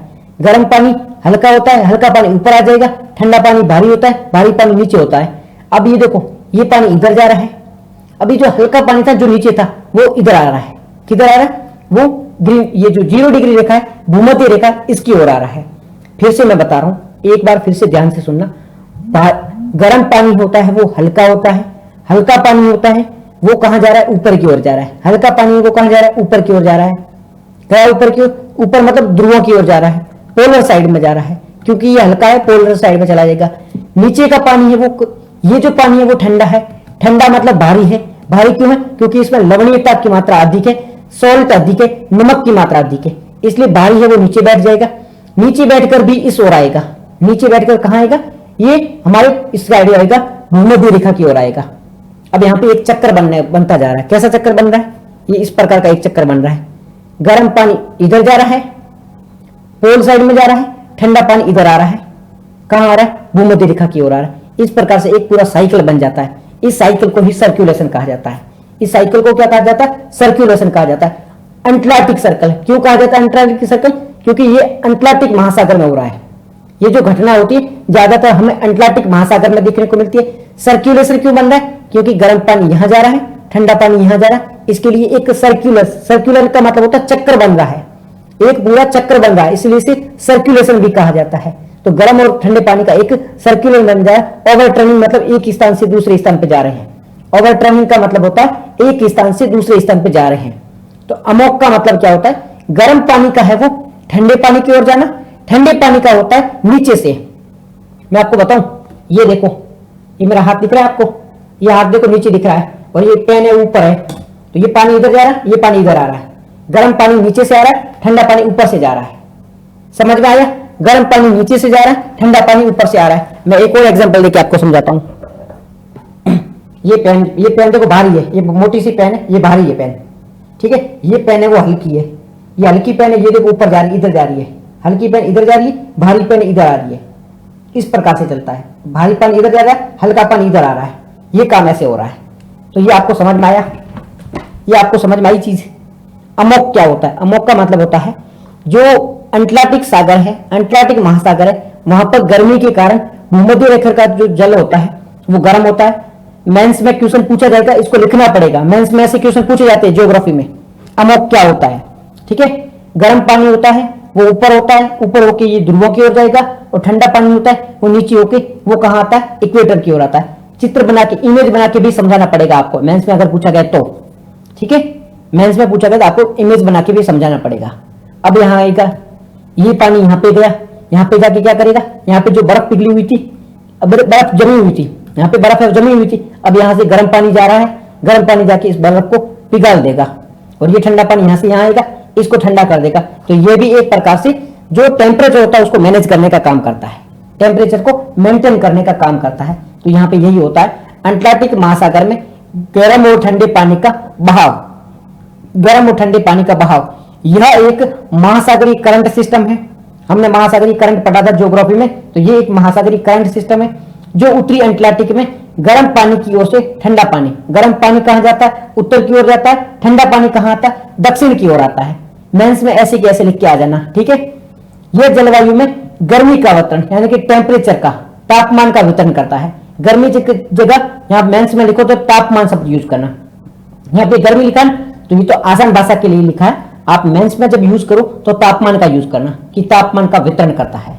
यह महासागरों में जलवायु में तापमान का वितरण करने का काम करता है, ठीक है जी, याद रहेगा। अमोक कैसे काम करता है, भूमध्य रेखा से उत्तरी अंटार्कटिक की ओर पानी जाता है, ये पानी ठंडा होता है, बर्फ बनती है, नमक पीछे छूट जाता है, पानी घना हो जाता है, घना मतलब भारी हो जाता है, भारी पानी नीचे बैठता है, भारी पानी नीचे डूबता है गहराइयों में और दक्षिण की ओर बहना स्टार्ट हो जाता है। हमने यही बात की थी।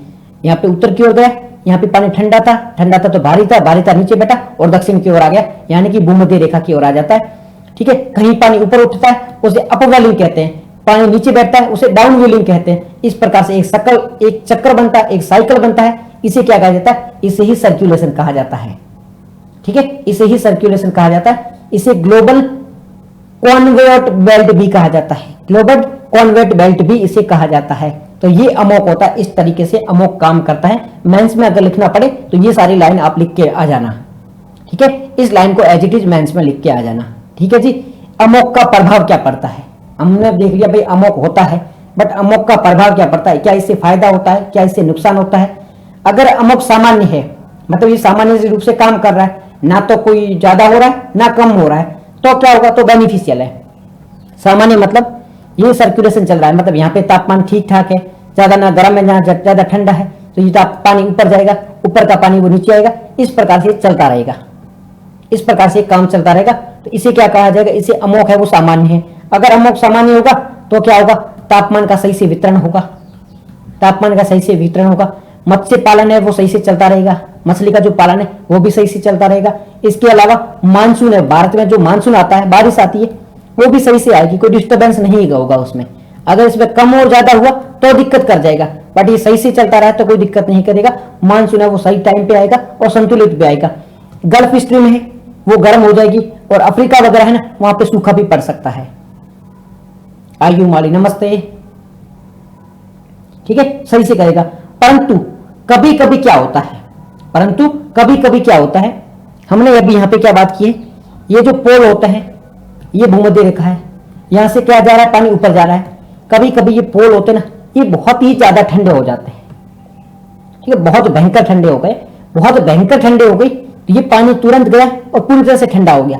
इतना ठंडा हो गया पूरी बर्फ जम गई है, यहाँ पे पूरी बर्फ जम गई है, पूरी बर्फ जम गई है, तो ये पानी इधर आ ही नहीं पा रहा है, तो ये पूरा सर्कुलेशन है वो टूट गया। पहली बात। दूसरी बात में क्या होता है, ये जो पानी है वो, ये जो बर्फ था ना, ये बर्फ पिघल गया है, गर्मी ज्यादा पड़ी, इसके कारण ध्रुवों का जो बर्फ था वो पिघल गया।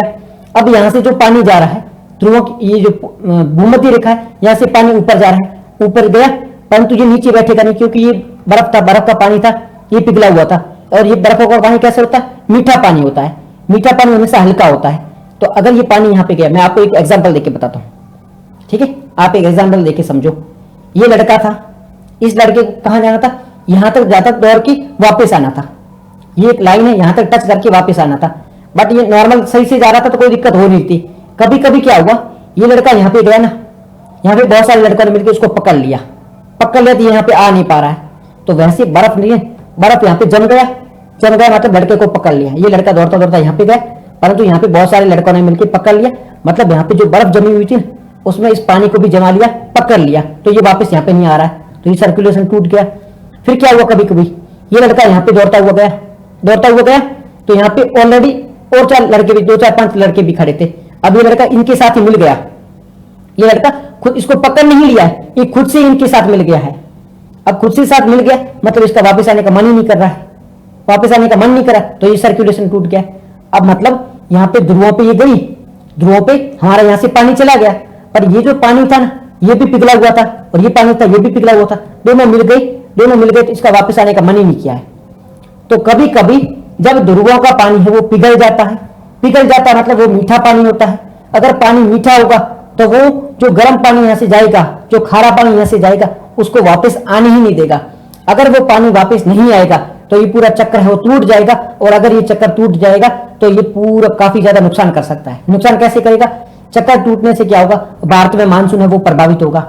भारत में बारिश है वो या तो बहुत कम हो सकती है या बहुत ज्यादा हो सकती है। इससे पूरा ये साइकिल टूट जाएगा, इससे पूरा ये चक्कर टूट जाएगा। इससे या तो बारिश बहुत कम होगी या बहुत भयंकर बारिश देखने को मिल सकती है, या तो बहुत सूखा देखने को मिलेगा या बहुत बारिश देखने को मिल सकती है, बाढ़ देखने को मिल सकती है। तो इसके कई सारे नेगेटिव इंपैक्ट भी पड़ सकते हैं। कई बार क्या होता है, इसके कारण यूरोप में ठंड बहुत भयंकर पड़ सकती है, क्योंकि ये भी पूरा पानी है वो बर्फ बन चुका है, बर्फ बन के कारण ये रुका है, मतलब यूरोप में बहुत भयंकर ठंड पड़ सकती है। तो अगर ये अमोक का साइकिल है वो नॉर्मली काम कर रहा है तो बहुत बेनिफिशियल है। भारत में बारिश सही से हो रही है, यूरोप में ज्यादा गर्मी भी नहीं, ज्यादा ठंड भी नहीं, अच्छे से सारे फैक्टर वो काम कर रहे हैं। बट कभी कभी ये अमोक का साइकिल अगर टूट जाता है, अमोक का साइकिल टूटने के कारण बहुत नेगेटिव इंपैक्ट है वो पड़ सकता है। ठीक है, इसकी बहुत नेगेटिव इंपैक्ट है वो पड़ सकता है। ठीक है, समझ में आ गया अमोक का सिस्टम काम कैसे करता है। ठीक है, थोड़ा कॉन्सेप्ट को समझ, आई थिंक समझ में आ गया होगा। किसी को कोई डाउट है तो पूछ लो, मैं समझा दूंगा फिर से। Anyone have any doubt then ask me. I think clear है, कोई भी डाउट है पूछ लेना, अभी पूछ लेना, बाद में मैं क्वेश्चन पूछूंगा। आपको याद होना चाहिए अमोक वाला सिस्टम, मेंस में डेफिनेटली क्वेश्चन पूछा जाएगा, क्योंकि ज्योग्राफी में 10-15 ऐसे कॉन्सेप्ट है जिससे डायरेक्ट क्वेश्चन आ सकता है। ठीक है, तो आप प्लीज याद रखने की कोशिश करना, इसे समझने की कोशिश करना। एक बार हो सके तो वीडियो को वापस देख लेना यूट्यूब पे जाके। ओके, चलते हैं नेक्स्ट आर्टिकल की। ये सारे प्रभाव है, ये सारी चीजें हमने देख ली है। ओके जी, ये सारे इफेक्ट है वो हमने देख लिया। नेक्स्ट जो हमारा आर्टिकल है वो क्या है, स्टेबल कॉइन के बारे में। नेक्स्ट हमारा आर्टिकल है स्टेबल कॉइन के बारे में। स्टेबल कॉइन क्या है, एक प्रकार का क्रिप्टो कॉइन ही है, एक प्रकार की ये क्रिप्टो करेंसी ही है। बहुत बढ़िया है, कोई डाउट नहीं है, सारी चीजें याद है, बहुत बहुत बढ़िया, अच्छी काम है। ठीक है जी, अब बात कर रहे हैं किसके बारे में, स्टेबल कॉइन के बारे में बात कर रहे हैं। स्टेबल कॉइन क्या है, स्टेबल कॉइन है वो एक प्रकार का क्रिप्टो कॉइन है। स्टेबल कॉइन है एक प्रकार का क्रिप्टो कॉइन। पहले मैं आपको क्रिप्टो कॉइन समझा देता हूं होता क्या है। क्रिप्टो करेंसी में क्या होता है, नॉर्मल करेंसी है वो आपके सेंट्रल बैंक होती है, जो केंद्र की जो बैंक होती है, जैसे भारत में आरबीआई, इसके द्वारा करेंसी बनाई जाती है, जो भी पैसे वैसे वो इसके द्वारा छापे जाते हैं। परंतु क्रिप्टो करेंसी होती है वो सुपर कंप्यूटर होता है, बहुत सारे सुपर कंप्यूटर होते हैं, उनसे ये जनरेट किए जाते हैं। सुपर कंप्यूटर से कैसे, एक तकनीकी होती है ब्लॉकचेन टेक्नोलॉजी। ब्लॉकचेन एक तकनीकी होती है, इसका उपयोग करके बहुत सारे जो सुपर कंप्यूटर होते हैं इससे क्रिप्टो करेंसी को जनरेट किया जाता है। ये क्रिप्टो करेंसी होती है, ये वर्चुअल होती है, मतलब आपको दिखाई नहीं देती है, केस फॉर्म में नहीं होती है। जैसे कि मैंने आपको पेमेंट कर दिया कैसे, यूपीआई से, उसमें आपके पास में वर्चुअली पैसे आ रहे हैं ना, मतलब आपके पास में ऐसे नंबर लिखे आ रहे हैं कि इस व्यक्ति ने मेरे को 100 रुपए कर दिए हैं। आपके पास में कोई नोट थोड़ी आ रही है, पैसों की कोई नोट थोड़ी आ रही है, डायरेक्ट वर्चुअली पैसे आ रहे हैं, आपके अकाउंट में पैसे आ गए। तो वैसे ही ये जो क्रिप्टो करेंसी होती है वो वर्चुअली होती है। अब जो मैं यूपीआई के थ्रू आपको 10 रुपए भेज रहा हूं, ये आपके अकाउंट में आ गए हैं, परंतु इसमें एक बैक में, मैं आपको फिर से समझाता हूं, मैंने आपको यूपीआई करके 100 रुपए भेजे, ये 100 रुपए आपके खाते में आ गए, लेकिन अभी आपको तो वर्चुअल रूप से मिले, कहीं आपको नोट नहीं दिखी है, पर इसके बैक में, इसके पीठ पीछे 100 रुपए की नोट है, इसके पीठ पीछे 100 रुपए की नोट है, जो बैंक में ऑटोमेटिक 2-4 दिन में चली जाएगी। तो पीठ पीछे इसके 100 रुपए है, परंतु क्रिप्टो करेंसी में ऐसे 100 रुपए बैक में नहीं होते हैं। क्रिप्टो यहां पे तो बैक में 100 रुपए है, मतलब आप ये 100 रुपए ट्रांजेक्शन कर रहे हो तो इसके ऑटोमेटिक पीठ पीछे ये 100 रुपए भी घूम रहे हैं, ये 100 रुपए आपके पीठ पीछे घूम रहे, आपको पता नहीं चल रहा है, परंतु बैंक है वो। जैसे कि यहाँ पे मेरे पास थी एचडीएफसी बैंक थी, आपके पास में एसबीआई बैंक थी, मैंने आपको 100 रुपए भेजे, तो मेरी जो एचडीएफसी बैंक है ना, ये आपकी एसबीआई में 100 रुपए का केस है वो 2-4 दिन में भेज देगी, गाड़ी भेजेगी, 100 रुपए की नोट है वो एसबीआई को देके आ जाएगी, तो बैंक में 100 रुपए भी जा रहे हैं। परंतु क्रिप्टो करेंसी में ऐसा नहीं होता है। क्रिप्टो करेंसी में अगर आपने मेरे को क्रिप्टो भेज दिया है, जो भी क्रिप्टो करेंसी भेज दी, तो इसके बदले में मेरे पास में कोई नोट नहीं आएगी, मेरे बैंक में कोई नोट नहीं आएगी, ये ओनली वेबसाइट से मैनेज होता है। एक वेबसाइट बना दी जाती है जिसके माध्यम से ये क्रिप्टो करेंसी मैनेज होती है, इसकी पीठ पीछे कोई कांड नहीं होता, ये बस वर्चुअली रूप से काम करता रहता है। तो ये जो स्टेबल कॉइन्स है ये एक क्रिप्टो करेंसी है, इसके बदले में क्या, कुछ संपत्ति रखी जाती है। संपत्ति मतलब अगर आपको क्रिप्टो करेंसी बनानी है तो आप उसके बदले में यूएस डॉलर रखो, कि मेरे पास में अगर 100 क्रिप्टो करेंसी है, कौन सी, स्टेबल कॉइन है, अगर मेरे पास में 100 स्टेबल कॉइन है तो बदले में मेरे को $1 मिल जाएगा, बदले में मेरे को $1 मिल सकता है, $2 मिल सकता है, जो इसके भाव चले होंगे उसके अकॉर्डिंग मेरे को डॉलर मिल जाएगा। मतलब स्टेबल कॉइन के पीछे डॉलर रखे गए हैं। सोना रख सकते हो आप, कोई और कमोडिटी रख सकते हो। जैसे आप बोलोगे कि आरबीआई है वो कितने भी नोट छाप सकती है, तो कितने भी नोट नहीं छाप सकती है, उसको क्या करना होगा, आरबीआई के पास में जितना गोल्ड होगा, जितने डॉलर होंगे, जितनी संपत्ति होगी, उसके अकॉर्डिंग आरबीआई है वो पैसे छाप सकती है। मन मर्जी से आरबीआई पैसे नहीं छाप सकती है। आरबीआई को पैसे छापने के लिए उसके पास में इतना डॉलर, गोल्ड, ये वो चीजें होनी चाहिए। इसी प्रकार से आप उतने ही स्टेबल कॉइन का उपयोग कर सकते हो जितने आपके पास में डॉलर हो, सोना हो। तो ये संपत्ति है ना, इसके बैंक में रखी जाती है। मतलब ये कोई व्यक्ति है, उसको क्रिप्टो ये स्टेबल कॉइन बनाना है, तो बदले में उसके पास में इतना गोल्ड होना चाहिए, उतना ही स्टेबल कॉइन बना सकता है। इससे क्या होगा, इससे डिमांड है वो बनी रहेगी, नहीं तो स्टेबल कॉइन है वो असंख्य मात्रा में करोड़ों अरबों रुपए बना दिए जाएंगे। अगर अरबों रुपए बना दिए जाएंगे, इसका डिमांड ही नहीं रहेगी, डिमांड नहीं रहेगी तो ये काम कैसे करेगा।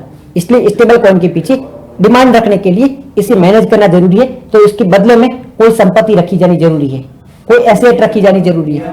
तो यहाँ पे एसेट क्या होता है, यूएस का डॉलर होता है, गोल्ड होता है, ये इसका एसेट है। ये चीज समझ में आ गई, इसके बदले में कोई एसेट रखी जाती है, ठीक है। अब होता है, एक होता है बिटकॉइन, एक होता है स्टेबल कॉइन। इन दोनों में अंतर क्या है, बिटकॉइन और स्टेबल कॉइन में अंतर क्या है। बिटकॉइन क्या होता है, बिटकॉइन भी एक प्रकार का क्रिप्टो करेंसी है, बिटकॉइन भी एक प्रकार का क्रिप्टो करेंसी है। एक जापान का व्यक्ति था जिसका नाम था नातोकी सातामोकी, ऐसा कुछ नाम था, मेरा नाम याद नहीं आ रहा है, पर नाताकी सातोमोकी ऐसा कुछ नाम था। उसने क्या किया, बहुत सारे सुपर कंप्यूटर लेके एक करेंसी बना दी, उस करेंसी का नाम रख दिया बिटकॉइन। अब अगर आपको बिटकॉइन बनाना है तो आपके पास में बहुत सारे सुपर कंप्यूटर होने चाहिए, उस सुपर कंप्यूटर का उपयोग करके आप बिटकॉइन को जनरेट कर सकते हो। मान लो एक सोने की खान है, सोने की खदान है, उसमें से आपको ये सोना लेना है ना, तो इसको खोदना होगा। ये जो सोने की खदान होती है, इसको खोदना होगा, तभी जाके आपको ये सोना मिलेगा। इसी प्रकार से बिटकॉइन को अगर आपको प्राप्त करना है तो बहुत सारे सुपर कंप्यूटर होंगे, उस सुपर कंप्यूटर से आप पावड़े की सहायता से, वैसे आप सोने की खदान को कैसे खोद रहे हो, जेसीबी वगैरह से खुदाई कर रहे हो ना, वैसे बिटकॉइन की खुदाई करने के लिए आपको सुपर कंप्यूटर का उपयोग करना होगा। उस सुपर कंप्यूटर का उपयोग करके ही आप बिटकॉइन को प्राप्त कर सकते हो। तो बिटकॉइन क्या होता है, बिटकॉइन बहुत वोलेटाइल होता है। वोलेटाइल का मतलब है कभी इसकी डिमांड है वो बहुत ज्यादा बढ़ जाती है, कभी इसकी डिमांड है वो बहुत ज्यादा गिर सकती है। आज है आपने डिमांड बढ़ गई तो इसकी भाव बढ़ गई, कभी डिमांड घट गई तो भाव घट गई। इसका नुकसान क्या है, इसके नुकसान है वो आम जनता को होता है। आम जनता क्या करती है, बिटकॉइन खरीद लेती है, परंतु ये जो बड़े बड़े इन्वेस्टर होते हैं ये बहुत सारा खरीद के इसकी डिमांड बढ़ा देते हैं, फिर इसकी डिमांड वो घटा देते हैं। इसका नुकसान है वो हम जैसे आप जैसे लोग होते हैं उनको होता है। तो ये बहुत ज्यादा वोलेटाइल होते हैं। ये डिमांड पर डिपेंड करता है, जितनी मांग होगी उतनी ज्यादा इसकी डिमांड बढ़ जाएगी, और जितनी डिमांड ज्यादा बढ़ेगी इतनी इसकी प्राइस बढ़ जाएगी। तो डिमांड एंड सप्लाई पर डिपेंड करता है। और ये निवेश वगैरह में उपयोग किया जाता है, तो ये इलीगल माना जाता है। इलीगल क्यों माना जाता है कि इसका मिसयूज बहुत ज्यादा होता है। आतंकवादी इसका उपयोग करता है, पैसे देने में, ट्रांजेक्शन देने में इसका उपयोग करता है। इसके लिए कोई गवर्नमेंट रेस्पॉन्सिबल नहीं है, किसी भी देश की जो सेंट्रल बैंक है वो इसके लिए रेस्पॉन्सिबल नहीं है। तो भारत में इसे पूरी तरह से प्रतिबंधित किया गया है। बिटकॉइन को भारत में प्रतिबंधित किया गया है। अगर क्वेश्चन पूछा जाता है कि क्या भारत में बिटकॉइन है या क्रिप्टो करेंसी है वो वैलिड है, तो भारत में वैलिड नहीं है, इसे प्रतिबंधित किया गया है। इसका मिसयूज हो सकता है, आतंकवादी इसका उपयोग कर सकते हैं, इस वजह से भारत में इसको बैन किया कर दिया गया है। साथ ही साथ में इसे प्राप्त करने के लिए सुपर कंप्यूटर की आवश्यकता होती है, और सुपर कंप्यूटर होते बहुत सारा इलेक्ट्रिसिटी खर्च करते हैं, इस वजह से भी नुकसान कर सकता है। ठीक है, तो इसलिए भारत में बैन कर दिया गया। स्टेबल कॉइन क्या होता है, स्टेबल कॉइन होता है वो ज्यादा वॉलेटाइल नहीं होता है। वॉलेटाइल नहीं होता मतलब स्थिर होता है, क्योंकि इसको बनाने के लिए सोने की आवश्यकता होती है, आपको डॉलर की आवश्यकता होती है। तो जितने आपके पास में गोल्ड है, डॉलर है, उतना ही आप इसको बना सकते हो। तो इसमें ज्यादा वॉलेटिलिटी देखने को नहीं मिलती है। बिटकॉइन है उसमें तो जितने ज्यादा आपके पास में सुपर कंप्यूटर होंगे इतने ज्यादा आप इसको जनरेट कर पाओगे, बट इसके लिए आपके पास में सोना होना जरूरी है, गोल्ड का होना जरूरी है। इस वजह से ये जो स्टेबल कॉइन होता है ये वॉलेटाइल ज्यादा नहीं होता है, वॉलेटाइल नहीं होता है, इसमें कमी फर्क देखने को मिलता है। फिर इसके साथ में एसेट होती है, एसेट मतलब गोल्ड वगैरह रखे जाते हैं, इसका उपयोग है वो कई जगह कर सकते हो। कई देश है वो वैलिड मान के बैठे हैं, कई देशों में स्टेबल कॉइन है वो वैलिड है, कुछ देशों में तो ये बिटकॉइन भी वैलिड है, बट भारत में वैलिड नहीं है। भारत में एक भी वैलिड है वो नहीं है। ठीक है, भारत में अगर इसका उपयोग करोगे तो आप पर केस भी हो सकता है। ठीक है, तो ये था बिटकॉइन और स्टेबल कॉइन के बारे में। अमेरिका में एक अधिनियम लाया गया है, इसको पढ़ने की आवश्यकता नहीं, क्योंकि ये अमेरिका का है, हमारे काम की चीज नहीं है। हम अमेरिका में आईएएस नहीं बनना चाहते, हम भारत में बनना चाहते, तो इसको नहीं पढ़ेंगे। ठीक है, अमेरिका में है वो स्टेबल कॉइन को मान्यता दे दी है, उसमें एक अधिनियम भी लाया गया है। इसके लाभ क्या होते हैं, इसके लाभ ये है स्टेबल कॉइन के कि इसमें उतार चढ़ाव कम होते हैं, इसके जो भाव होते हैं ना वो उसमें उतार चढ़ाव बहुत कम होता है। वॉलेटाइल इसमें कम होता है, वॉलेटिलिटी होती है वो बहुत कम देखने को मिलती है। सोने के भाव आज लाख रुपए हैं, कल 10,000, ऐसा नहीं होता है। इसमें स्थिरता देखने को मिलती है कि आज 10,000 है तो कल 10,000 10 रुपए हो सकते हैं, ऐसे नहीं कि 10,000 का 1 लाख हो गया, ऐसे इसमें फर्क देखने को नहीं मिलता है। ठीक है, तो इसमें कम उतार चढ़ाव देखने को मिलता है। ट्रांजेक्शन है वो सस्ते हो सकते हैं, फास्ट हो सकते हैं। क्रॉस बॉर्डर है वो पेमेंट हो सकता है, ठीक है, ये सारे बेनिफिट इसमें देखने को मिल सकता है। मनी ट्रांसफर हो सकती है, डिजिटल सेविंग हो सकती है। कुछ नुकसान भी है कि इसका मिसयूज किया जा सकता है, टेरर फंडिंग इससे की जा सकती है, ये कुछ इसके नुकसान भी हो सकते हैं। ठीक है, नेक्स्ट है एंटी डंपिंग ड्यूटी के बारे में। क्या होता है एंटी डंपिंग ड्यूटी? एक बार सिंपल भाषा में समझा देता हूं, आगे और डिटेल में बात कर लेंगे। ठीक है, सिंपल भाषा में एंटी डंपिंग होता क्या है? डंप का मतलब तो कोई चीज है वो कहीं पर फेंकना, डंप का मतलब तो कहीं पर अचानक फेंक देना, उसे डंप कहा जाता है। तो एंटी डंप क्या होता है? चाइना है यहां पे, ये हमारा भारत है। अब चाइना में है वो फोन बन रहे हैं, ये फोन सस्ते होते हैं। सस्ते क्यों होते? क्योंकि चाइना की जो सरकार है ना, वो इनको इन पर टैक्स नहीं लगा जाती है, यहां पर मजदूरी है वो सस्ती है। कई सारी वजह से चाइना के ये फोन है वो सस्ते होते हैं।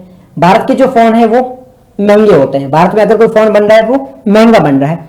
चाइना क्या करेगा? ये बोलेगा आप है ना बहुत सारे फोन है वो भारत में बेच दो, भारत में डंप कर दो, बहुत सारी फोन है वो भारत में बेच दो, बहुत सारे डंप कर दो। अब इससे क्या होगा? भारत की जो कंपनियां होगी उसको नुकसान होगा। मतलब आप है वो, आप भी पेन बेच रहे हो, मैं भी पेन बेच रहा हूं, मेरा पेन है वो 5 रुपए का है, आपका पेन है वो 10 रुपए का। आप किसी गांव में रह रहे हो या किसी शहर में रह रहे हो, मान लो आपका शहर है वो जयपुर है, आप जयपुर में रह रहे हो, आपकी दुकान है, आप पेन बेच रहे हो, आपका पेन है वो 20 रुपए का है, मेरा पेन है वो 5 रुपए का है। मैं कहाँ का हूं? मैं मान लो उदयपुर का हूं या दिल्ली का हूं। मैंने क्या कर दिया, दिल्ली से या जयपुर में पेन भेज दिए। पेन कितने का? 5 रुपए का। आपका पेन है 20 रुपए का था, क्वालिटी दोनों की सेम थी। लोग कौन सा पेन परचेज करेंगे? मेरे वाला पेन परचेज करेंगे। क्यों? क्योंकि मेरे वाला पेन है वो सस्ता है, मेरे वाला पेन है 5 रुपए का, आपका पेन 20 रुपए का। इस वजह से लोग मेरा पेन खरीदेंगे। और मैंने क्या किया, दिल्ली से बहुत सारे पेन है वो आपके जयपुर में डंप कर दिए, बहुत सारे पेन जयपुर में डंप कर दिए। इस वजह से मेरे पेन बिकेंगे, आपके पेन नहीं बिकेंगे। नुकसान किसको हो रहा है? आपको हो रहा है। आपके जो दुकानदार थे जयपुर वाले, उनको नुकसान हो रहा है, मेरे को फायदा हो रहा है। सेम चाइना करता है। चाइना के प्रोडक्ट है वो सस्ते होते हैं क्योंकि चाइना के वहां पे लेबर बहुत सस्ती होती है। चाइना वाले है वो टैक्स दे देते हैं, कई सारे बेनिफिट देते हैं। इसकी वजह से चाइना में जो भी प्रोडक्ट बनता है, जो भी चीजें बनती है वो सस्ती बनती है। भारत की चीजें महंगी होती है, तो चाइना क्या करता है, अपनी चीजों को भारत में डंप कर देता है, बहुत सारी चीजें भारत में फेंक देता है। इस वजह से भारत के जो भी कंपनी वाले होते हैं उनको होता है नुकसान। अब भारत इस नुकसान से कैसे बचेगा? भारत क्या करेगा, ये जो फोन था ना, ये 5,000 का आ रहा था, भारत का फोन तो 20,000 का था, बदले में भारत सरकार ने इस पर 15,000 का टैक्स लगा दिया। ये जो 5,000 का फोन था, इस पर 15,000 का टैक्स लगा दिया। अब ये भारत में कितने का पड़ेगा? 20,000 का पड़ेगा। चाइना का फोन भी अब 20,000 का है, भारत का फोन भी 20,000 का है। अब जो भी अच्छा होगा, जिसकी क्वालिटी अच्छी होगी, वो बिकेगी। तो इसे कहा जाता है एंटी डंपिंग ड्यूटी। मतलब अगर कोई देश है वो अपने प्रोडक्ट को, अपने वस्तुओं को जानबूझकर सस्ता करके बेच रहा है, जानबूझकर उसकी प्राइस कम करके किसी देश में डंप कर रहा है, तो वो देश है वो अपनी कंपनियों को बचाने के लिए, अपने कस्टमर को बचाने के लिए, प्रोटेक्ट करने के लिए, दूसरा देश है उसकी चीजों पर वो क्या कर लेगा, डंपिंग लगा देगा। मतलब क्या लगा देगा? टैक्स लगा देगा। उस पर क्या लगाएगा? टैक्स लगा देगा। इसे कहा जाता है एंटी डंपिंग ड्यूटी कहा जाता है। ड्यूटी का मतलब टैक्स होता है, एक प्रकार का कर होता है। ठीक है, जो एक्सपोर्ट इंपोर्ट करने वाली वस्तुओं पर लगाया जाता है, इसे ड्यूटी कहा जाता है। तो बाहर की जो चीजें भारत में आ रही है, अगर वो सस्ती है, भारत की मार्केट को प्रभावित कर रही है, तो भारत सरकार के द्वारा उस पर जो टैक्स लगाया जाता है, उस पर ड्यूटी लगाई जाती है, उसे एंटी डंपिंग ड्यूटी कहा जाता है। तो एंटी डंपिंग ड्यूटी आपको समझ में आ गई? क्या है anti dumping duty? Anti dumping duty एक टैक्स है, एक इंपोर्ट ड्यूटी है, जो किसी देश की द्वारा बहुत सस्ते दामों पर सामान बेचने पर लगाया जाता है। घरेलू उद्योगों की रक्षा करने के लिए इसे लगाया जाता है। ये एंटी डंपिंग होती है। डंपिंग जब विदेशी कंपनी अपने उत्पाद को भारत के देश में बेचती है, कम कीमत पर बेचती है, यानी कि उसके जो कॉस्ट होता है, वो प्राइस होता है, वो कम होता है, इसकी वजह से उस पर टैक्स लगाया जाता है। इसे क्या कहा जाता है? एंटी डंपिंग ड्यूटी कहा जाता है। इसका उद्देश्य क्या होता है? अपने उद्योगों को प्रोटेक्ट करना, ये इसका उद्देश्य होता है, ताकि अपने उद्योग प्रोटेक्ट हो जाए, एक कॉम्पिटिटिवनेस बना रहे, एक प्रतिस्पर्धा बनी रहे, कॉम्पिटिटिवनेस बना रहे। ठीक है, प्रतिस्पर्धा को बनाए रखने के लिए यह जरूरी होता है। ठीक है जी, इसके लिए लीगल आधार क्या है? लीगल आधार यह है कि WTO है ना, WTO में एक मैकेनिज्म है। मैकेनिज्म क्या है? Anti duty, anti dumping agreement है। अगर कोई दो देश है, मतलब ये तो भारत है वो जेन्युइन चीज कर रहा था कि भाई चाइना की चीजें वो सस्ती आ रही थी भारत में, इससे भारत के मार्केट को नुकसान हो रहा था। बट कई बार क्या होता है, ये मिसयूज भी कर लिया जाता है। जैसे चाइना की चीज है वो 19,000 की है, भारत की चीज है वो भी 19,000 की है। अब भारत है वो चाइना की चीज को प्रतिबंधित करने के लिए, बैन करने के लिए जानबूझकर इस पर टैक्स लगा देता है। जानबूझकर इस पे एंटी डंपिंग ड्यूटी लगा देता है, तो इसका मिसयूज हो जाता है। अब चाइना की चीज महंगी हो जाएगी तो भारत की चीज सस्ती हो जाएगी तो दिक्कत कर जाएगा, इस वजह से उस पर एक्स्ट्रा टैक्स लगा दिया जाता है जो कि वैलिड नहीं है। इसके लिए WTO ने एक एंटी डंपिंग एग्रीमेंट भी बना रखा है कि भाई आप इसका मिसयूज नहीं करोगे, पहले जांच करोगे फिर जाके इस पर टैरिफ लगाओगे, बिना सोचे समझे ये सारी चीजें नहीं करोगे। ठीक है जी, समझ में आ गया, ये सारी चीजें बात की गई है। भारत में एंटी डंपिंग ड्यूटी कैसे लगाई जाती है? भारत में एक डिपार्टमेंट है director general of trade and remedies. Bharat में एक डिपार्टमेंट है director general of trade and remedies. ये जब सजेस्ट करता है तभी जाके एंटी डंपिंग ड्यूटी लगाई जाती है। ये डिपार्टमेंट सजेस्ट करता है भाई इस वस्तु पे एंटी डंपिंग लगा दो, तभी जाके एंटी डंपिंग ड्यूटी लगाई जाती है, इसी कारण से। ओके, समझ में आ गया एंटी डंपिंग ड्यूटी?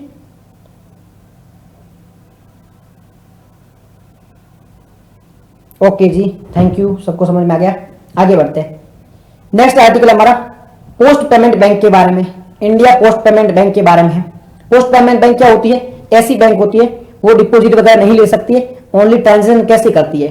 ट्रांजेक्शन करती है भाई, आपने पैसे जमा करवा सकते हो, यहाँ पे लेन देन कर सकते हो, इसके लिए बैंक होती है। इसे पेमेंट बैंक कहा जाता है। इसे क्या कहा जाता है? पेमेंट बैंक कहा जाता है। आप इसमें जमा नहीं करवा सकते, ओनली लेन देन कर सकते हो। और भारत की जो पोस्ट ऑफिस है उसने एक ऐसी बैंक बनाई है जिसे इंडिया की पोस्ट पेमेंट बैंक भी कहा जाता है। भारत की इसमें जो 100% जो मालिक कौन है? मालिक भारत सरकार है। इसका 100% मालिक कौन है? प्रीलिम में पूछा जा सकता है। इंडिया पोस्ट पेमेंट बैंक का 100% मालिक कौन है? भारत सरकार है। कौन से विभाग के अंतर्गत आती है? डाक विभाग के अंतर्गत आती है, जो कि टेलीकम्युनिकेशन मिनिस्ट्री है, संचार मिनिस्ट्री है, उसके अंतर्गत आती है। ये लाइनें रटने वाली है, प्रीलिम में काम की है। 100% गवर्नमेंट के अधीन है, डाक विभाग के अंतर्गत आती है, संचार जो मंत्रालय है, कम्युनिकेशन मंत्रालय, टेलीकम्युनिकेशन, उसके अंतर्गत ये कार्य करता है। उपलब्धि क्या है? ये काम की चीज नहीं है, इसको भले याद मत कर लो, इसके उपलब्धि को याद करने की आवश्यकता नहीं है। क्या करती है ये IPPB, मतलब जो पोस्ट पेमेंट बैंक काम क्या करती है? डाकघरों का उपयोग करके देश के लोग होते हैं उनमें बैंक प्रोवाइड करती है। मतलब जो दूर दराज के गांव है, बहुत दूर दूर है, उनमें डिजिटल बैंकिंग की सुविधा प्रोवाइड करती है। आप है वो डिजिटल से भी, मतलब आप ऑनलाइन UPI वगैरह इसकी सहायता से कर सकते हो। ये इसके बेनिफिट देखने को मिलते हैं। ठीक है। पेमेंट बैंक क्या होती है? पेमेंट बैंक ऐसी बैंक होती है जो पूरी प्रकार की बैंक नहीं होती है, जैसे कि SBI वगैरह वैसी बैंक नहीं होती है।